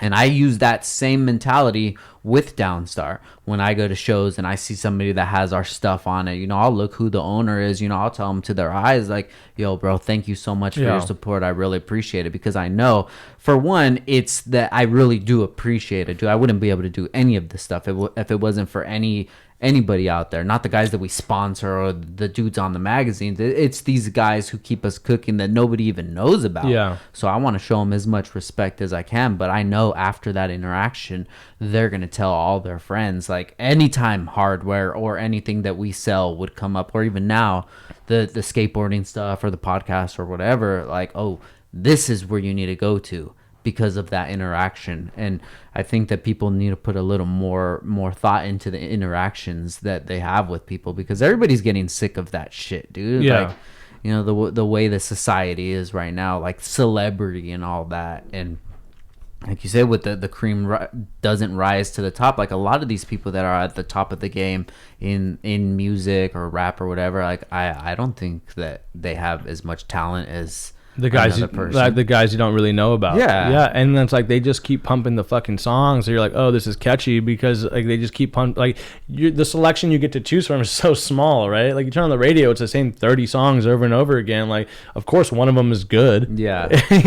Like that's all we get to choose from, right? So, but I think it's happening in the car stuff, dude. To circle back on it, it's like, let me ask you a question, Frank. Like you've been in the scene, you have a persona that people understand because you are the face of your company. Like, what do you think about these like car YouTubers? I wouldn't only just put them in YouTubers. I would just say like, or the car Instagram guys, the personality guys. Yeah. You know, me being as authentic as I can be, I can spot inauthenticity, whatever that word is. Inauthentic personalities really easy. And when I see that, that makes me feel the same way as like a Old Town Road does. Yeah. I understand why that song works, and I understand why that's at the top of the charts, and I understand everything behind it. And most of it is marketing and money in the right direction. Yeah. Right. The same thing with these internet personalities. I understand why it works, and I understand why they have their popularity, and I get it, right? But that doesn't mean I have to respect it. Yeah. That doesn't mean that I have to even compare myself to them. And sometimes when I do get compared to somebody like that, like they say, "Oh man, I look up to you, you and this person." Yeah. They lump you in the boat. I'm like, we're not the same. Yeah. I don't know how you don't understand that, and maybe it's just because you're not in the community as deep as it is that I am. But we're not the same. This is a character. Yeah. This is an actor, and this is like you're in love with somebody who doesn't exist. Yeah. That person does not exist. And I've met that person, and I know their real personality, and it's a shame that you've painted something in your head that doesn't exist. And that's not me being a hater, that's just me being realistic. You know, I've had dinner with some of these personalities, and they will not even look up or join the conversation because they're too busy being on their phone. Yeah. Because we just left a car show, their Instagram's blowing up, and they understand how it works. If you don't capitalize on that popularity that you're getting, that surge that your account's getting at that time, then you're gonna miss that opportunity. Yeah. But you're missing a real life opportunity. Yeah. You're missing a real life experience, dude. And it's embarrassing. Yeah. You know, I've had friends, like people that I really consider friends, and we've had dinner with these type of people, and I feel embarrassed. Like, damn, dude, we should have just did something else. Yeah. Because we're not even being able to talk to these dudes. These dudes, Yeah, it's a waste of your time. it's total waste Dude, of time. honestly, man, this is like, I'm telling people, and like people, like I'm a little contrarian. Like I read weird shit on the internet, and they're like, "Oh, you're conspiracy theorists." Like, yo, man, we are in the fucking matrix. Yeah, 100%. Your cell phone is the matrix, bro, and it just gets deeper and deeper and deeper, and you get in those rabbit holes. You've gone from one Instagram page to the next Instagram page, and you're just like following these people, and you're like living vicariously through what these people are doing on phones and their life through a phone. It's like, this is the matrix, dude. And if you don't understand that, then you're ignorant. Yeah. You know, like you have blinders on, because that's what's happening right now. You know, everything is fake. You know, where is the truth? Growing up, you know, we didn't have cell phones. Yeah. It was very like, hey, matter of fact, it's black or white. It's wrong or right. You know, now it's 50,000 shades of black, white, gray all the way through. It's like, where is the truth? You know, and you have to almost search for it, and you have to like pull it out. And I think with the YouTuber guys, you know, especially just like the guys I see the most, which are in the car scene, because we're on the Instagram, we're following these guys, understanding like what the dynamic of the landscape is. It's like, are you into cars? Are you kind of into cars? Do you know anything about cars? Is it just like getting sponsorships or trying to sell t-shirts? Like, what are you all about? You know, like when you come by my booth at SEMA, what are you? Yeah. Who are you? Yeah. I don't know, you know, because, and it's funny because we talk to other guys and they're like, oh, well, dude, should I sponsor this guy? He's got like 500,000 followers, or he's got a huge YouTube page or this. I'm like, but who's following him? Yeah. Are these like younger generation 13 and 15-year-olds who are just like looking at these people as like online celebrities because that's the culture? Yeah. You know, like it used to be people cared about like sports ball players and like musicians and stuff like that, but the younger generation isn't watching TV. They're watching YouTubers all day. Is that YouTuber who's got all these followers and talks about cars every once in a while, is anybody buying fucking parts? Yeah. No, I don't think so. You know what I'm saying? So you have to you have to understand like what moves the needle for people like myself or you who make hard parts. Yeah. You know what I'm saying? Me sponsoring a guy with a bunch of like YouTuber fanboys is not going to help me sell any more parts. And I don't want to be a part of it. Yeah. You know what I'm saying? I don't really want to be a part of it. I have had to do a couple of those because I was like, whatever, like, you know, you got to like kind of throw the bag out sometimes. But I just want to work with guys who are like as professional as possible, you know, and I think that matters the most. Yeah, I think it might be our generation too, because we, like you're saying, we never experienced that. But these guys come home from whether it's school, high school, or junior college, or from their job, and their lineup is to watch these guys on YouTube. They watch these guys on social media, and they see that these people are being followed so much, so they want to be part of it. And in their brain, it equates to this person is the most knowledgeable, the biggest idea. This is the man. They're looking up to them as like an idol. Exactly, right? But let's take it back to Tokyo Auto Salon, right? How many of those people were at Auto Salon? 0. Very, very little. Yeah. Right? A few, maybe a handful at most. A handful. Yeah. Right?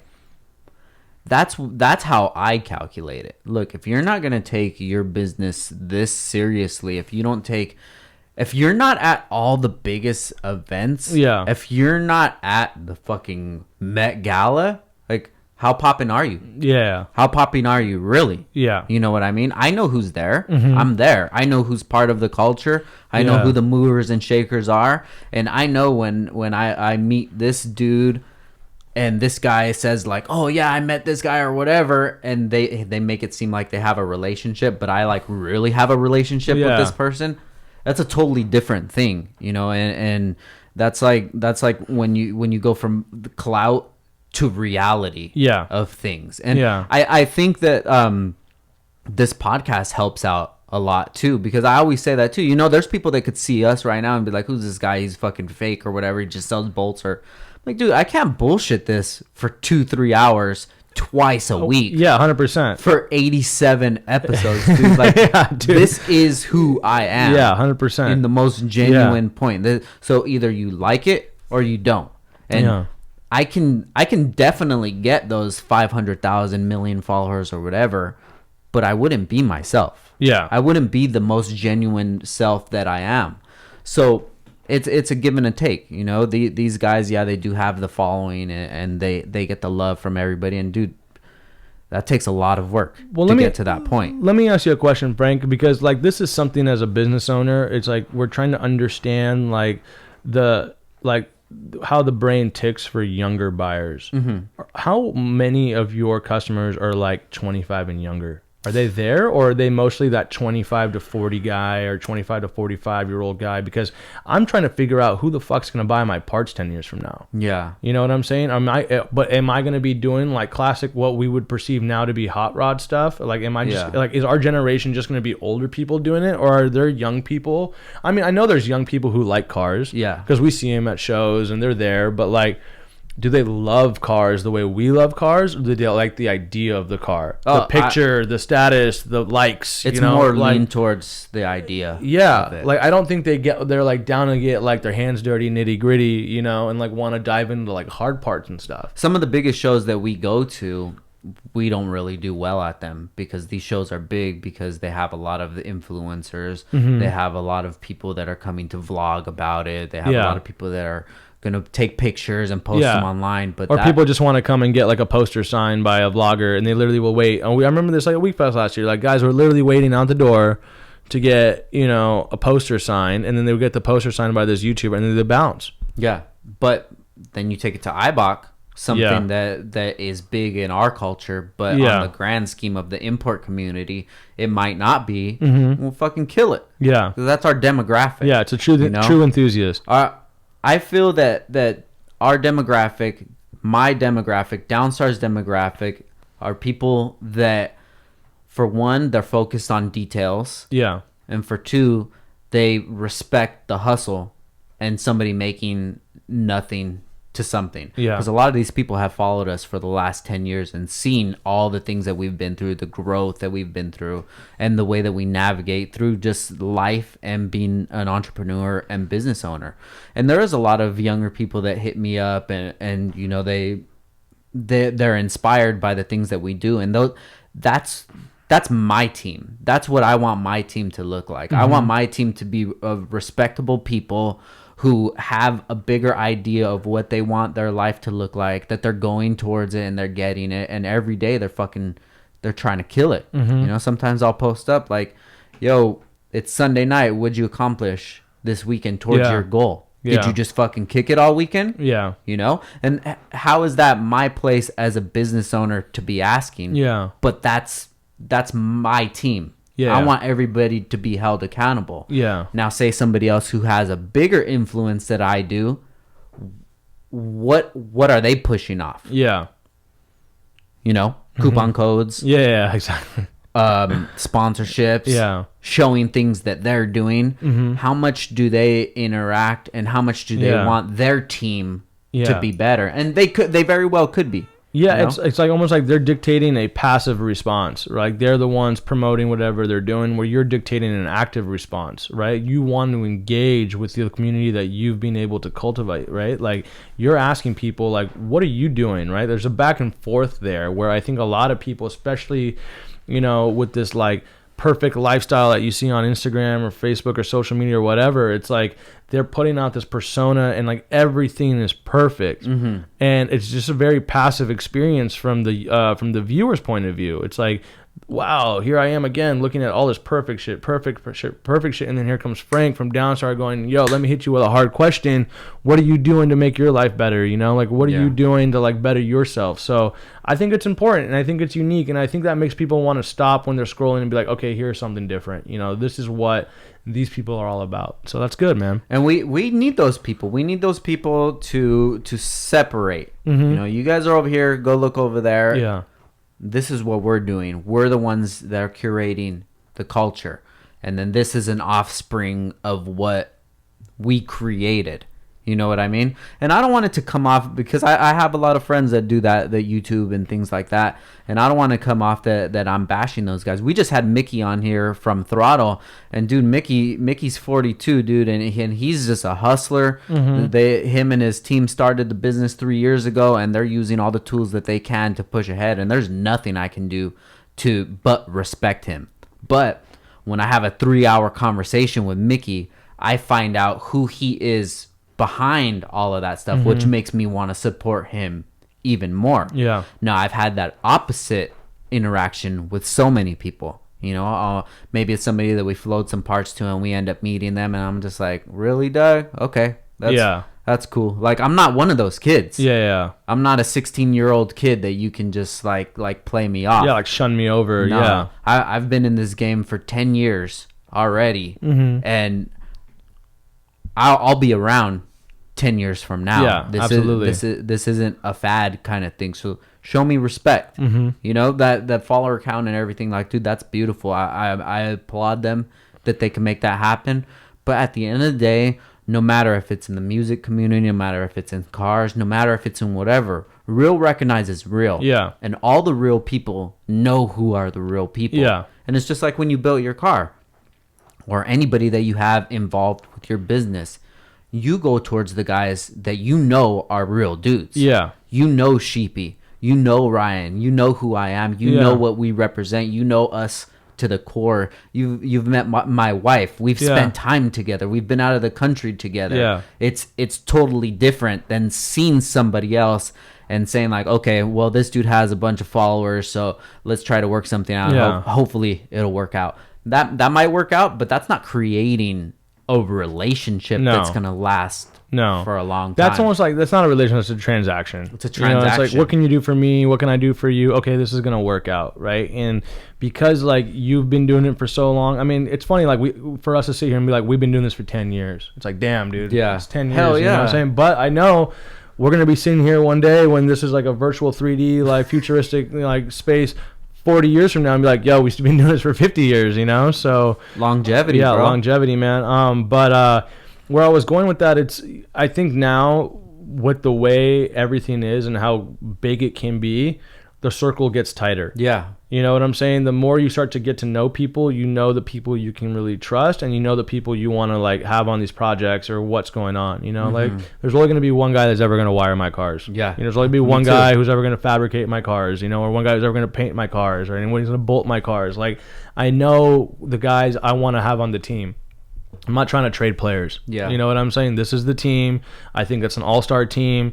The sum of the work that goes into all these guys, it's a beautiful thing, right? Like, and we've seen it with so many cars, not just my car, right? Ryan's car or other cars that we've done, you know? Like, I think that the recipe is proven, but we just got to figure out how to keep on tweaking the recipe and like challenging ourselves to make a dish that's never been created before, something that no one's ever tasted. You know, like that's what I kind of think of it sometimes. It's like we're making gourmet automobiles, it's like we're making tasty shit. Like that's how I look at all these new projects that we're doing. And it's like, even with this F-body Camaro for SEMA, I'm like, dude, we are definitely swinging to the fences on this one. It is totally out of our comfort zone, LS stuff, F-body. I know like not many people know Ryan in the domestics or me in domestics or Alex in domestics, but like if we can come out swinging and hit this nail on the head, dude, like people all over the world are gonna be like, damn, who are these guys? Hell yeah. And they're gonna do the same thing they did when they saw Ryan's car or my car. Like, yo, those are import guys.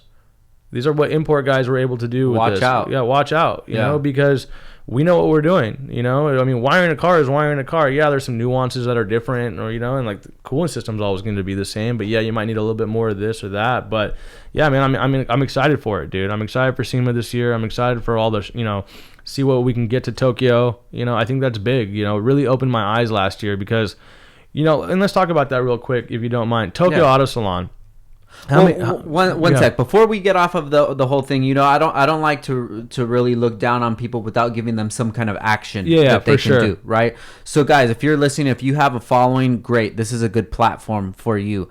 What you might want to focus on is building a team. Every interaction that you have, make sure it's a meaningful interaction, authentic. For both authentic interaction. Anytime you do any brand deals with anybody, make sure that you do more than expected, because when you get to that point where your career starts to plateau and kind of come down, those are the people that you'll be able to lean on, those relationships that you built. And if you start to go down and all of the connections that you made, you were the one that made out of all those and they didn't, dude, they're gonna the same people that seen you on the way up are gonna see you on the way down. With their backs turned. Definitely. They're not going to help you on the way down. 100%. Yeah. But yeah, let's jump back into the auto salon. Okay. How many years you been, Frank? This is my, I've been 3 times. So I just missed 1 year. Okay. So you've been 3 times. Almost 3 in a row. Okay. So this last time was my first time. Okay. Sweet. And it was a very eye-opening experience for me. One, because I was always like a Fast and Furious kid. Fucking love that shit. Hell dude. Yeah. Anytime that thing's on TV, the channel stops, I'm watching it. I don't care which one it is, right? I love them all, And I grew up like idolizing from just the cooling perspective, like ARC. Mm-hmm. ARC was like the tits, you know what I'm saying? I remember being in Singapore at my like dad's factory and going to like the HKS shop they had over there. And, seeing the radiators and like the Greddy intercoolers and like ARC like intercooler radiator packages and like all the titanium stuff.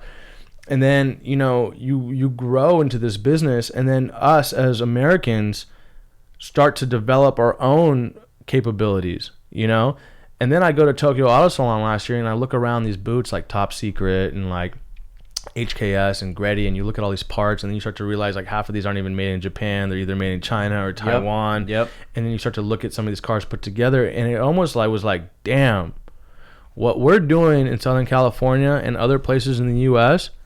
is the best shit in the world. 100%. 100%. Yeah. Dude. And that's why I'm so excited to try to get my Evo out there, because if that thing shows up at a booth and everyone sees that with that hood off, it's like, yo, dude, we don't get this shit anywhere else in the world. Like, this is what California is all about, And like, that's what it says on the back of the shirt. It says SoCal All-Stars, because this is the team of guys from this local regional geographic area who've been able to put these cars on the map year after year. Yep. So I was like almost amazed about the lack of quality that I saw at Tokyo Auto Salon and the lack of innovation. It's like the same shit over and over, which I've been seeing on the internet. Yeah. I just saw it in real life. It's like another Liberty Walk kit, another Pandem kit, another bullshit turbo kit with like bullshit like welds and like just everything's bullshit, right? But it has the name to it. But it's got this like legacy Japanese name. But it's funny because like I talked to like my friends like Oscar Jr. at Jackson Racing, and we were laughing because he's like,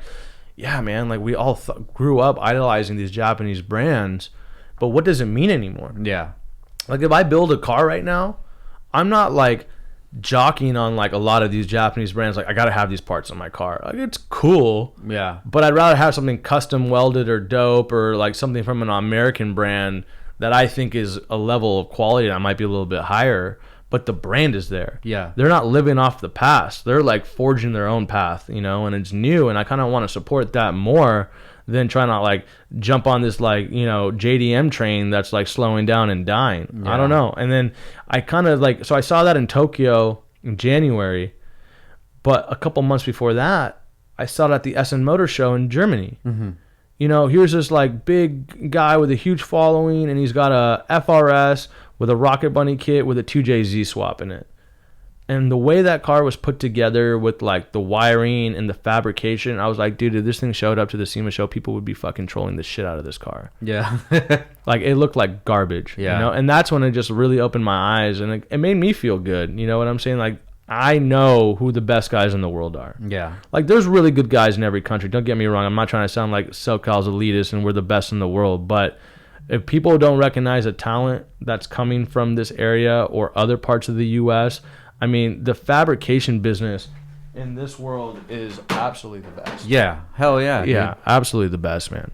It used to really bother me a lot because there are some things that like even with my car, the Heavy in the Streets EG, you know, you saw my vision of what I was doing with that, and I got so much hate on it, but I know for 100% fact if that car was built in Japan, it would be the best thing ever built to people from here. You know, and it's just like I said, the giving somebody the flowers while they could still smell them, dude.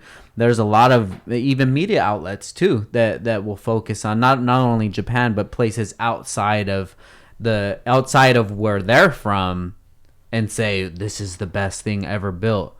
But for me, dude, I like to support people that I know, people that I know that are hustling. And even in Japan, was my guy Yasu out there. Yeah, for sure. Yasu, he's a fucking hustler, bro. 100%. And when I was in Japan, I didn't see any Honda that was better than anything that he built out there. And he's coming out with wings and bumpers and things like that. And that would be somebody that I would support rather than another company. No disrespect to them, but some company that is kind of out of touch. You know? I think Yasu's figured it out, you know, the whole Exceed thing, and like, you know, but I think he's plugged in with like the American side of things. So he's on that next level that the Japanese are still like, because, you know, like, let's face it, everybody knows it, dude. Like, Japanese tuning culture is very elitist. Yeah. They still think they're the best. And granted, some of these top GTR shops or like some of these guys who are still making some really cool shit, like, yeah, it's dope. But a lot of the other stuff is just kind of feels like very trinket-ish, you know? Like, we're walking around, I'm picking up catch cans, and I'm like, this is fucking $200? Like, what am I looking at right now? You know? So Yasu's plugged in. I think the guys at Auto Fashion are plugged in. You know what I'm saying? Because they're doing it on both sides of the ocean, you know? Like, they understand what's good here and what can move there, and what's really good over there can move here. So, yeah, I just think that people who understand the cross sections of cultures and how that can flow through the automotive community have a little bit of a step up. And I think because you and I and like others of us get to travel and see all these different cultures and see the way like the tuning industry works in these different places, we have a better perspective. And we're almost like authoritative in that in that way, right? Because we have been in this business for 10 years. We have built very cool cars. We get a lot of recognition, you know, the brands are well known, and we can recognize what quality is. I can pick apart a car now to a level of details that most people can't because I've built that car at a level of details that most people wouldn't even be able to recognize. Yeah. You know what I'm saying? Hell yeah. So that way, like, no one can look at me and be like, Ravi doesn't know what he's talking about with this car. I know damn well what I'm talking about this car. I might not be able to build every trinket on that engine, but I know exactly what I'm looking at, and I can tell you if it's a quality or not. You know, and I mean, I think I've deserved that. You know, I've kind of earned my stripes on that side. So now, when it comes to building like cool shit, it's like we all know what we're looking at. Yeah, no, and too that's dope that if you get that recognition. But me personally, I still feel like I don't get that recognition. I feel like on the grand scheme of things, dudes that have been around as long as we have, they still look at me in a certain kind of way. There's still some dudes that won't use our product just because they have a certain idea about it, you know? And I don't think that that's fair, man. I've put in so much work, so much equity and blood, sweat, and tears into this this business that so many other businesses haven't. Yeah. Because I've been at those shows. I've been at those events. I've been at those meets. I've been there, and they weren't there. Yeah. But I was there because how was I able to be there? I have a smaller budget. Do you think it's a Honda thing? Do you think that's just like the like underlings of like the Honda world, where it's always been something where it's kind of like regional specific, and everyone like East Coast, West Coast, or like the H-Day guys, or the Import Lines guys, it's always been just like, you know, they can't really like recognize everybody because sometimes you got to put somebody down. The thinking is you got to put them down for us to shine a little harder. I mean, I don't know what it could be, dude, and I feel like I get the respect from, because I feel like you get the respect from other guys, like the guys who are like not giving you the respect are Honda guys, but everybody else knows what you're doing. You know what I'm saying? And I think that I get the respect from fellow business owners, 100%. Event people who throw events and things like that, because they understand the hustle. But I still feel like Downstar's looked at as the company that just sells spikes.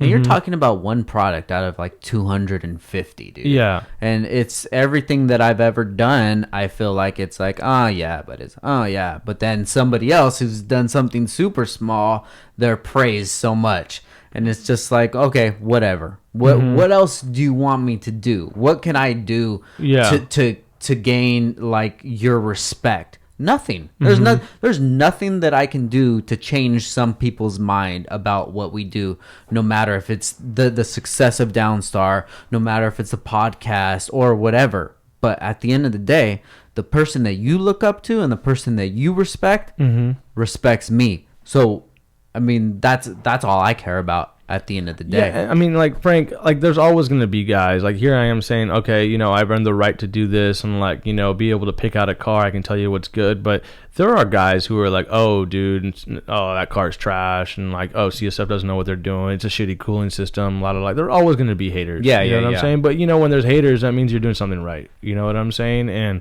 I don't think you can just, you got to just like brush that shit off, dude, because we've all seen the cars you put together. We've all seen the cars where your parts are on. I mean, they're the best cars in the world. Yeah. You know what I'm saying? Like, thank you. We're talking about like magazine cover cars consistently every year have Downstar products. I think that when I had the success of Ryan's Integra, who had all of our stuff on it, followed up by Big Mike's Prelude, that we call that Big Mike spec. Had every single bolt Downstar on it. That one was top 10 at SEMA. What other trophy do I need? What else do I need? And after that, about 2016, that kind of changed my mentality on things. And that's why I decided to build the Heavy in the Streets EG. I had to look at myself in the mirror. It's just like, dude, whose cosign do you need? You don't need anybody's fucking cosign. I mean, even your Heavy in the Streets EG, dude, like that was like before I really knew you. Like we kind of knew each other, like just being in the circles. And I remember I hit you up. I'm like, yo, dude, I want my radiator on your car because I think it's so dope. And you were like, dude, I already got to deal with K-Tune. And I understood. But like that was a car that I really wanted to be on. Like I would have thrown the fucking book at you with free shit if you were like, yo, dude, I can take a CSF. I appreciate it. And it's cool, that, dude. Like because I know the next project, because we have a relationship now, you're gonna use my cooling system. But like, you know, that's the thing that I think people don't realize about businesses like yours or mine. It's not like we're not waiting for the phone to ring and be like, oh, that's a cool project, I'll sponsor it. Like we go get it. You know what I'm saying? Like, I want to be on the top builds in the world. You know what I'm saying? And I don't mind. Like, it doesn't even a question of, like, is it free or not? It's for the culture. It's for the brand. It's for the industry for me to want to be on those cars and help. Hell yeah. It's just about helping. You know what I'm saying? I want to help those guys building those cars who have those vision, bring it to life. And if CSF can be a part of that, that's what I think moves the needle. Yeah. You know what I'm saying? Like, you do that and you have that type of outlook, sales will come from it.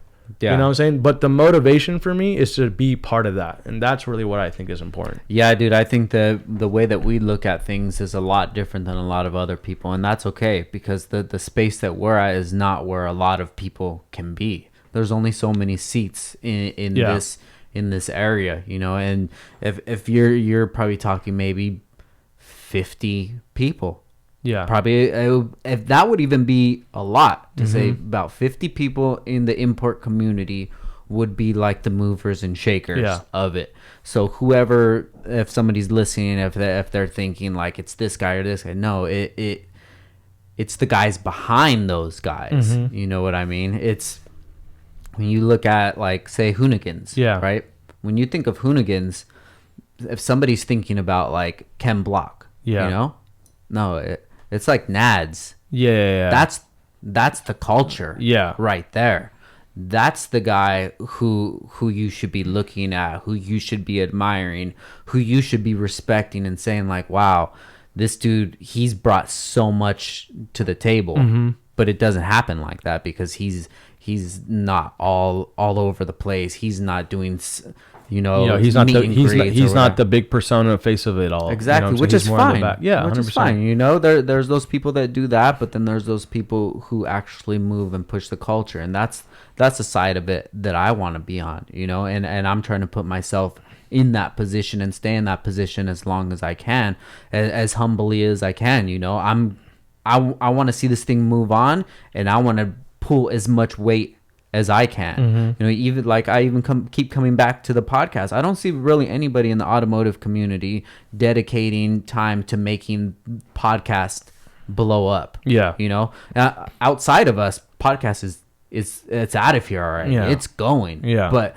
in our community, there's not really anybody that's pushing, and if it is, it's just, you know, an episode here and there. But if I can inspire somebody to start their own podcast, dude, who knows where this can be? 100%. You know, what say if there's an event, say if there's an IBOC, maybe there could be a podcast section, and then we can have so many different. That would be podcasts dope if you were doing it live at IBOC. That would be really sick. And that's kind of where I'm gonna start moving to. You know, get a tent for the podcast. Dude. If you're this close to the mic, everything else is pretty much drowned out. Like you could hear a little bit, but you can still hear the conversation. How dope would that be, dude? 100%. I mean, it's like the radio channels who like do live shows at events. You know, I listen to a lot of talk radio sometimes, and they're live from some certain place, and you can hear a little bit of background chatter. But you know, you can bring guests on. You know, like do a couple minutes. I mean, they do that shit at the SEMA show. You know, they do the live podcast or like live interviews and stuff like that. So I think that's a really good idea. Shit, I could do one at SEMA. I'll find a little corner, set up right there, and do it. Or they actually did that in my booth a few years ago. We worked with a company, I forget her name. Her name was Elizabeth. I forget what the podcast was, but they set a couple mics up just like this, and it was like a standing thing, and it was like 15 minutes on it. And they just had people coming in the whole time, and they were just doing their podcast. And it's just you just got to be creative, man. You just got to go for it. You know, like I said earlier, you don't have to ask anybody permission. I don't have to ask anybody permission to do this. I don't have to ask permission to do anything. But when I do it, I have to make sure that I do it good. And if anybody else wants to do it, it's my part. As if I want to be looked at as an OG, I have to act like an OG. So if anybody wants to come up, hey, if they ask me for advice, how do I do it, dude? I got to be able to help them out, because when it came down to it, there was really nobody that reached out to me, which I wish that they did, but I mean, so be it. We're still here to this day, you know. But if I can help out somebody else to get to the next level, dude, I'm here to help out, bro. Because with your win, that's a win for me. And just like bring it back to Sheepy, with him winning, that's a win for me, because we're both from the same community. And if he's able to take it to that level, dude, that means that I can make it to that level. And even so, like I just went to Illis with Mark, and Mark he has the shop on Fairfax now. That's always been my dream. Dude. Like, for sure. Everybody, dude, that's into that culture, streetwear, hip hop, or whatever. That's like the street to be on. Exactly. In the United States, that's the place to go. 100%, dude. All the big boys are there. If a car guy was able to make it there, that's not only a win for him, that's a win for me.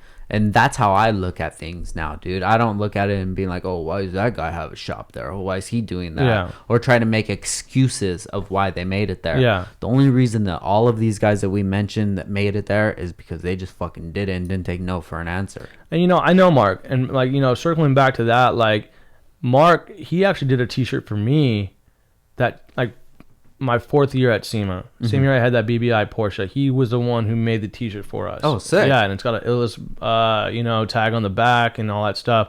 But he's had his own failures. You know, I live down in close to Costa Mesa, and he had the illest shop like right there next to the lab, like next to South Coast Plaza. It didn't last very long, you know what I'm saying? But he was able to turn it around, and like now he's got the shop in Fairfax. And so sometimes you take an L, but you know, you learn from it. You know, maybe it was a bad location spot, maybe he didn't have like the demographic that was a customer around him. But yeah, I mean, I think that's what we were talking about. You know, it's like he took a shot, he might have failed, but at least he saw that opportunity and he learned from it. And maybe there's a lot of things like maybe he wouldn't even have this Fairfax shop if this one didn't work out. Yeah. You know what I'm saying? Mm-hmm. But now he maybe understood a lot of the things that went wrong or went right with that shop to be like, okay, now I can step it up to Fairfax. Definitely. So I commend the guy, you know, because he's an OG, dude. He's been around forever. Nicest guy in the world, dude. Yeah. Super humble. He's quiet, but you can tell the wheels are moving real fast in the head. You know what I'm saying when you talk to him. So yeah, shout out to Mark. Yeah, hell yeah, dude. And it's his things that he's had to overcome that he's doing for all of us. Mm-hmm. You know, maybe he doesn't even think it, maybe we don't even think it, but in reality that's what it is, dude. Like I think the import community is so divided with every subculture that it is, but we need to realize that we are all on the same team. Mm-hmm. And the other guys, the truck guys, the domestic guys, they don't look at us. They don't care about our culture. If we didn't exist, it wouldn't matter to them at all, you know? But just going from that way, look at a company like Painless, mm-hmm. right? Ryan could smash on that company. Yeah. 100,000%. But they don't look at him and say like, oh, this is a threat, but you should be, mm-hmm. because we're not that, we haven't been around as long as they've been. Yeah. The thing about like say the domestic market or whatever, the muscle cars, is that they're comfortable with what they've done, and they're kind of like they feel no threats, mm-hmm. until as of late, because SEMA is the place to be, and as it being the place to be, imports have been picking it up a lot. Yeah. And then you can tell who those guys are and who those guys deal with and who those guys hang out with and who those guys spend time with. Mm-hmm. And that's like that. There could be a problem, and we have to realize that we have that power. We have to think of ourselves as bigger, mm-hmm. than just like the little Honda Fast and the Furious kids. Yeah, and I think the last word you said was what I was about to say. It's like, okay, we were all import guys because we were like 18, 20 years old, and that's what we drove. Yeah. We were kids. We're not kids anymore. Yeah. So you better like take notice and open your eyes. Like, we got the money behind us to do the same thing that you build in your, $250,000 hot rod. I got a $250,000 Evo. Yeah. You know what I'm saying? Yeah. Like, yeah, you might think I'm retarded for putting the money into it, but that's because you don't get what we're all about. You know, like building the type of things that we're talking about building costs money, mm-hmm. And it's a lot of time and it's a lot of skill. It's not just nice paint job, LS engine, paid some interior, got to do it, put some wheels on it and roll out my hot rod. Mm-hmm. Like we're talking about standalone ECU systems, like drive-by wire stuff, like crazy fabrication going into turbo kits, like dual blow-off valves, like, custom paneling for the inside and like dry sump kits. Like hot rod guys look at this shit and go, it blows their mind. They got no idea what we're doing. Yeah. I even think it took the judges a little bit of time to catch up at Battle of the Builders, because like maybe RJ understood a little bit of it, but I don't even think he even knew what the extent of what he was looking at. So that's why I think Mike's car got further than Ryan's car, even though I think Ryan's car, like no disrespect to Big Mike, but I think Ryan's car is still like the top of the hill when it comes to import builds. Like, I mean, it was so legendary and like on top of what was happening, but Mike's car went a little bit further, and even Mike's car went further than mine. Mm-hmm. And I was like, okay, well, maybe just I had a tough year, or they changed the judging a little bit, or however they did it. But, I don't hate on anybody else's success, but I think like it takes time for the rest of the automotive industry to almost catch up to what we're doing, because we're so heavy into like pushing the boundaries. Because we have a mix, like our age of somebody who's 35 is somebody who understood automotive, understood imports, and understands technology. You know what I'm saying? Yeah. And you put all that together, with motorsports now, it's like, wow, these guys are very like, they have a very broad network of like deeper understanding of like automobile, like car culture, all of that stuff. So I think it's an exciting time right now for people like in our position and in our industry. Hell yeah, dude. There used to be a old school shop around over here, right? And some Saturdays I would come and pass by, and they would have a little meet outside, like 10, 15 cars. And all these dudes are in their 50s and 60s. Mm-hmm. You know, they don't have a culture like we have a culture. Yeah. This is their weekend hobby. For most people listening, this is their entire life. Oh yeah, 100%. But we still, in our minds, we still think that we're the little guys because we haven't been around long. Dude, just compare your parents' knowledge of technology versus ours. Like, dude, we have social media, dude. We're tapped in, and we can turn that into something that can flip around SEMA, where SEMA's not focused on, you know, all these old muscle cars, and it's focused on the future, on the import community, because those cars are done. Mm-hmm. They're out of production already. But every year, every time something new comes out, that even like the Supra's coming out or whatever, there's a whole industry that's going to be behind that one chassis. Yeah. You know, just like it was with the FRS. Oh, 100%. Dude, you're talking about one fucking chassis. I'm already working on super parts. You know, dude? Yeah. Like everybody is. That's the thing. Suspension, turbo kits, everybody's working on that. Yeah. They're not coming out with a new Camaro, like that style kind of Camaro. Yeah, you'll come out with the newer domestics, but I feel like the newer domestics, those are on our side. Yeah, you know, because it's a different culture. It's the younger guys that are the future versus the older guys that look down on the new guys because they had to do it the hard way. Hey, that's how life is, bro. I'm sorry when you were around that the internet wasn't around, social like media YouTube DIYs, how to, know where to go, like review websites, any of that stuff. Yeah, you didn't have what we had, but we're using the tools that are available to us, a lot of them being free, which is the best part about the internet, and we're creating something better. Yep. You know, and like one of my favorite builds of last year, which I think was like the epitome of like crossing over from like being an import into like something that's almost known as a hot rod or like classic, was what Ryan Hogner did with his Porsche. Hell yeah. Dude, that Porsche was so sick, and I was so happy to be a part of that car, you know, giving him the oil coolers for it. Yeah. But, you know, again, another car that Ryan wired up, you know, and I know Len at Sleepers, and, you know, like Willie did the paint. You know, these are guys I've known and like followed for a long time, and like Ryan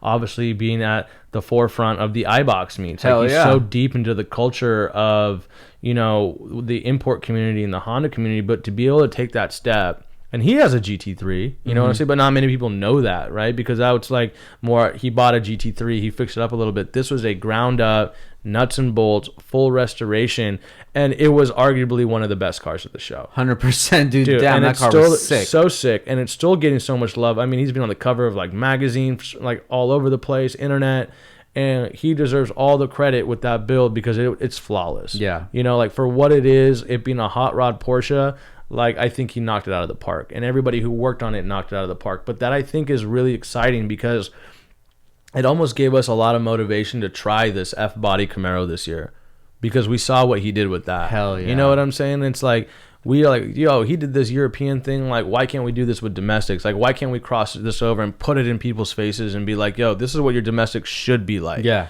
You know, so it's exciting times, man. Like, it doesn't have to be like we're always going to be Honda guys or we're always going to be import guys. It's like, try something different, you know, like step out of your comfort zone, because a lot of the things, like, your people get scared of stepping out of the neighborhood.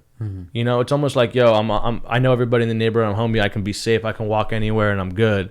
But the minute I go into the neighborhood, they might jump me. Yeah. You know what I'm saying? And I think that's what people are scared about. It's like, yo, I don't know what they're going to tell me in the you know, the magazines, like, what's Hot Rod Magazine going to say about my car? Because I don't know anybody at Hot Rod Magazine, you know? Fuck them. Yeah, so, but I don't think Ryan ever knew anybody at Classic Porsche Magazine either.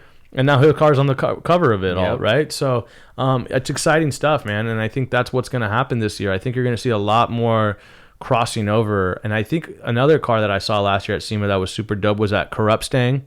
Dude, that car was super fire, dude. Loved it.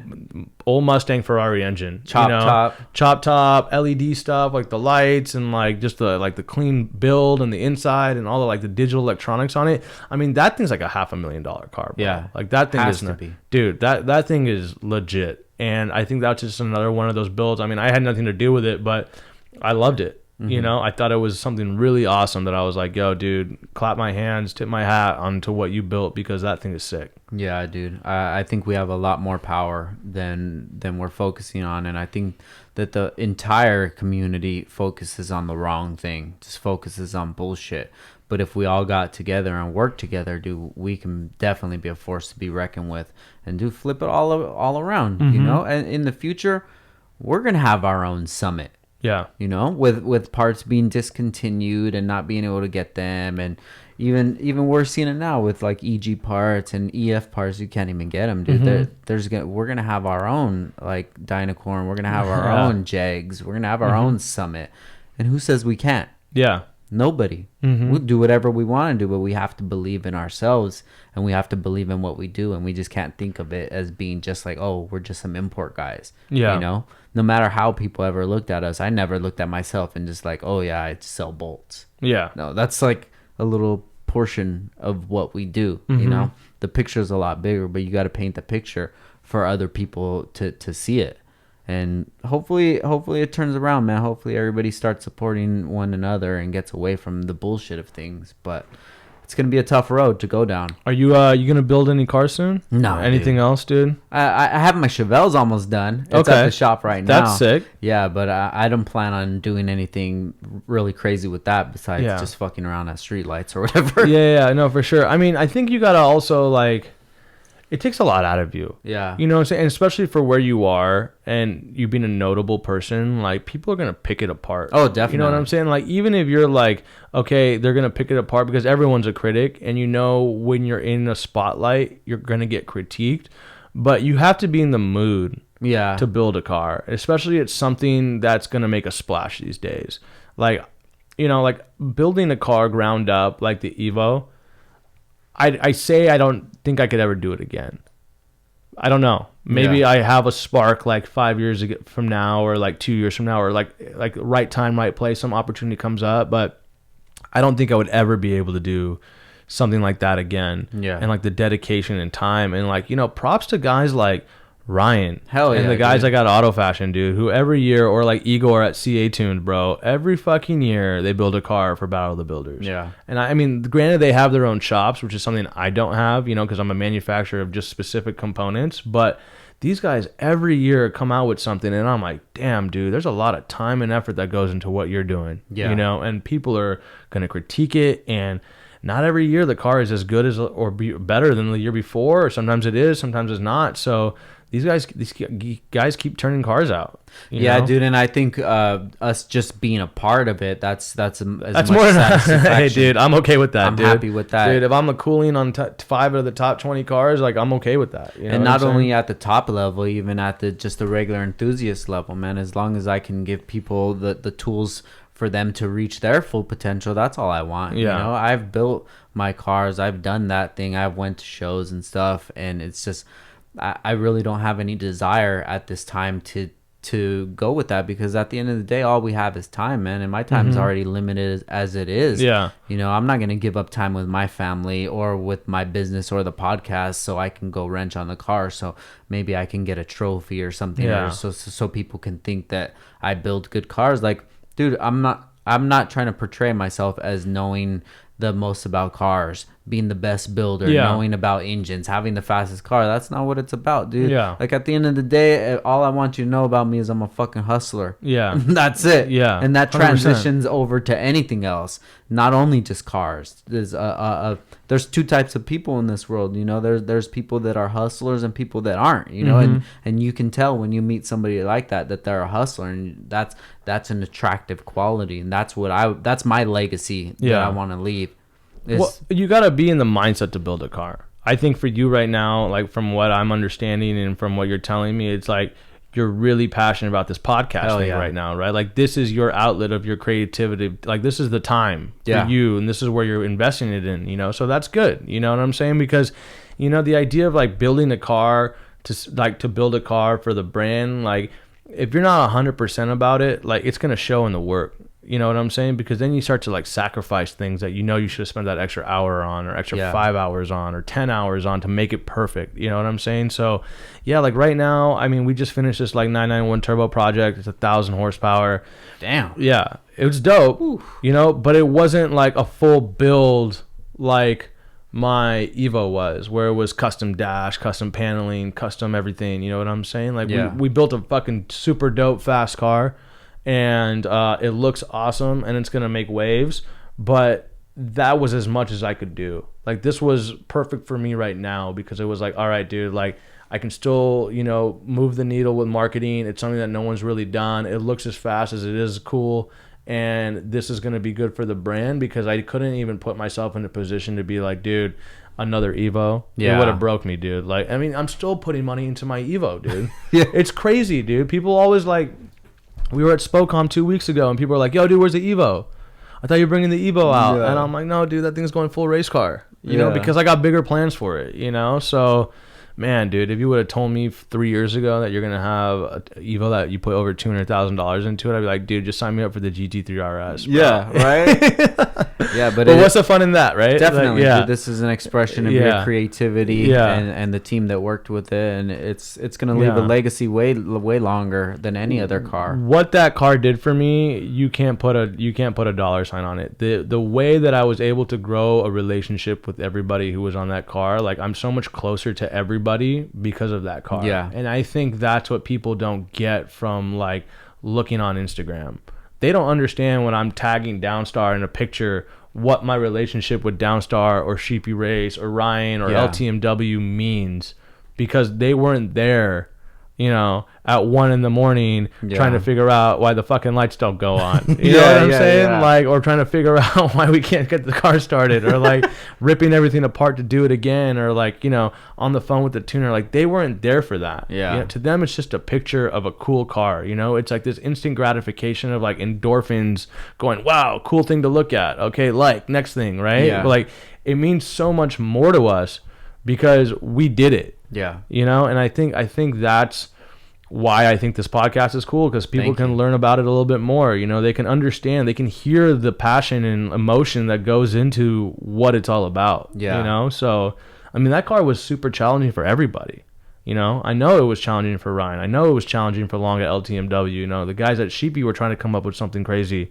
You know, Gabe, who did all the paneling and stuff like that, dude. I mean, he was a month delayed on the panels because he's like, dude, this was a fucking hard ass project. You know, it wasn't like he was blowing me off. The guy just couldn't get it right, and he wanted it to be right. So it's it's been an experience, dude. I wouldn't have traded it for the world, man, and I wouldn't trade it for any other car or any dollar or anything like that. You know? So I think that that's dope, and to tie everything into like the YouTube community, I think that it if we see that there's an opportunity, that's a space that we could fit in, and that's something that I'm gonna start working on. I know Ryan's already started to working on. Sheepy's working on it. You know, we can look at those guys all day and say like, yo, you're not really building anything crazy, but if we're not putting ourselves in the conversation, how much can we really say? You know, so I'm gonna start focusing a lot more on YouTube and just providing content, and not for like to make money off of it, but for people to see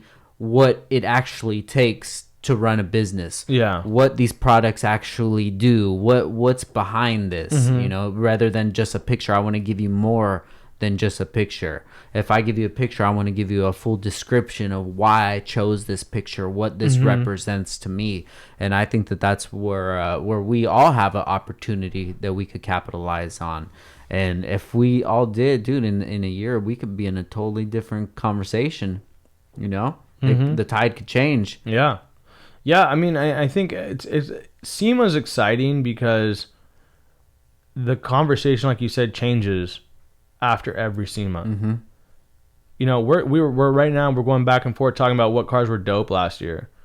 Imagine what we're gonna say 3 months from now after SEMA about what cars were dope. Yep. Right. You know, I hope the one that we have in the CSF booth is going to be one of those cars, but I know there's cars that you and I don't even know about. They're not even on our radar that we're going to be like, damn, dude, that car was fucking extra sick. Yeah. You know, so I'm excited to see what happens. And I think I tell people all the time, man, I mean, if you're really passionate about our industry, SEMA is a Super Bowl of cars. Like, this thing gets me jacked up every year. Hell yeah. You know what I'm saying? Like, I'm excited to show up. I'm excited to show the world what's in the CSF booth, what we're all about, the new products, because we want to be the best. You know what I'm saying? I want everybody to come by and be like, damn, dude, these guys have been around for 10 years. And good for them, you know? There was guys, I'll tell you a story, Frank. I don't know if I ever told you or not. Eddie Lee, he's now the owner of Titan 7 Wheels. Yes. He used to be the general manager for Mackin Industries. He was one of the first guys I ever showed my first all aluminum radiator. Like it was like an Evo 10 radiator, ironically. Yeah. You know, and I took it in. I'm like, hey, you know, could you guys sell this? Because I was thinking, like, I didn't really know the industry. I was like, maybe you could be the distributor for this stuff. You know, you saw all these Japanese wheels and like all these brands. Like, maybe you could do it. And I remember taking it out of the box and I showed it to him. He's like, yo, bro, this is garbage. Yeah. 100%, dude. Really? Guy, like, wouldn't even let me in his office. Just showed it to me in his like the lobby area of like Mackin Industries. Yeah. He just made me take it out of the box right there. And he's like, bro, I would never sell this. Oh, he goes, if I were you, I would never sell this to anybody. I wouldn't show this to anybody else. Like, you need to fix all this shit. And he just started pointing out. He's like, the welds don't look good. This doesn't look good. That doesn't look good. And I've been working on this first prototype for like a year. Yeah. You know what I'm saying? I was 21 years old at the time. Literally got in my car and started fucking crying, dude. Damn. I was like, fuck, dude. Like, here I thought I was about to like have a good meeting and, you know, show this to a Japanese guy and he's gonna like it and like all that stuff. But that, and like Eddie and I are now friends. He's actually had a conversation with me about advice about starting his wheel company because he's seen what I've done with CSF. Yeah. You know what I'm saying? But that moment I'll never forget for the rest of my life, because that was like that moment where it was a very humbling experience of like, yo, you really are gonna have to start from the bottom and like figure this out. It's not going to be as easy as you think to be a business owner and like really make something that people want. Yeah. And I'll never forget that day. And I don't think CSF would even be here to this point if Eddie never told me that. So, you know, that I keep in the back of my mind every year when I walk into SEMA. I'm like, I still feel like I'm the small guy. Yeah. And I still got to show up with the best shit in the world. And I still got to have the best display with the best cars and the best product. And everything's got to be like primo. Yeah. You know what I'm saying? Because I think that's the only way you got to live your life like that. Yeah. You know what I'm saying? You got to live your life being like, yo, I'm here to show up. You got to stay hungry, man. Hungry, dude. All the time. Yeah, want to eat, dude. Hell yeah, dude. Damn, we're probably super deep right now. I haven't checked the time. Yeah, me neither, brother. This convo's going, man. Yeah. Ravi, dude, I really appreciate you coming out. 100%, Frank. Thanks for having me. This was a lot of fun, dude. Hell yeah. Definitely worth the drive up here, brother. Thank you. I'm excited to see the booth at SEMA, and hopefully you can make the car out there to Auto Salon. Yeah. And yeah, that's like I'm really trying to put the wheels in motion on that, man. That would be just the icing on the cake for that whole build. So fucking rad, dude. That would be either way. We're gonna have a good time. Yeah, we will, will. no matter what. 100%. But before we get out of here, dude, where can everybody find you at? Yeah, so you know, you can check out more of CSF at on Instagram. It's CSF_radiators. We're also on Facebook. Just type it in. We got a European page. If you want to follow me personally, it's at DJ Deluxe Ravi. Hey. Yeah, still keeping it hood. Hell yeah. Kind of an inside joke, but yeah, I'm there on Instagram. You can check out a little bit more about me personally. We do a little bit of car stuff there, but that's just more of my personal life. I really try to keep it separate. So CSF_radiators, and then you can see my personal page if you want. But yeah, you know, and check us out online, csfrace.com. Dope, man. And Ravi, once again, bro, I'm like a huge believer in time, bro, and I know your time is super valuable, and I appreciate you coming down. No, for sure, Frank. Thanks for having me, brother. Hell yeah, bro. Thank you, bro. man. Yeah, once again, guys, if you guys listen to this whole thing, I really appreciate you. See if you could tell a friend. We're uploading these to YouTube. I'm on my grind, guys, so come along for the ride, man, and thank you guys for everything. Thank you for your support. I really appreciate it. This is Downtime with Downstar, episode 87. Peace. Thanks. Peace.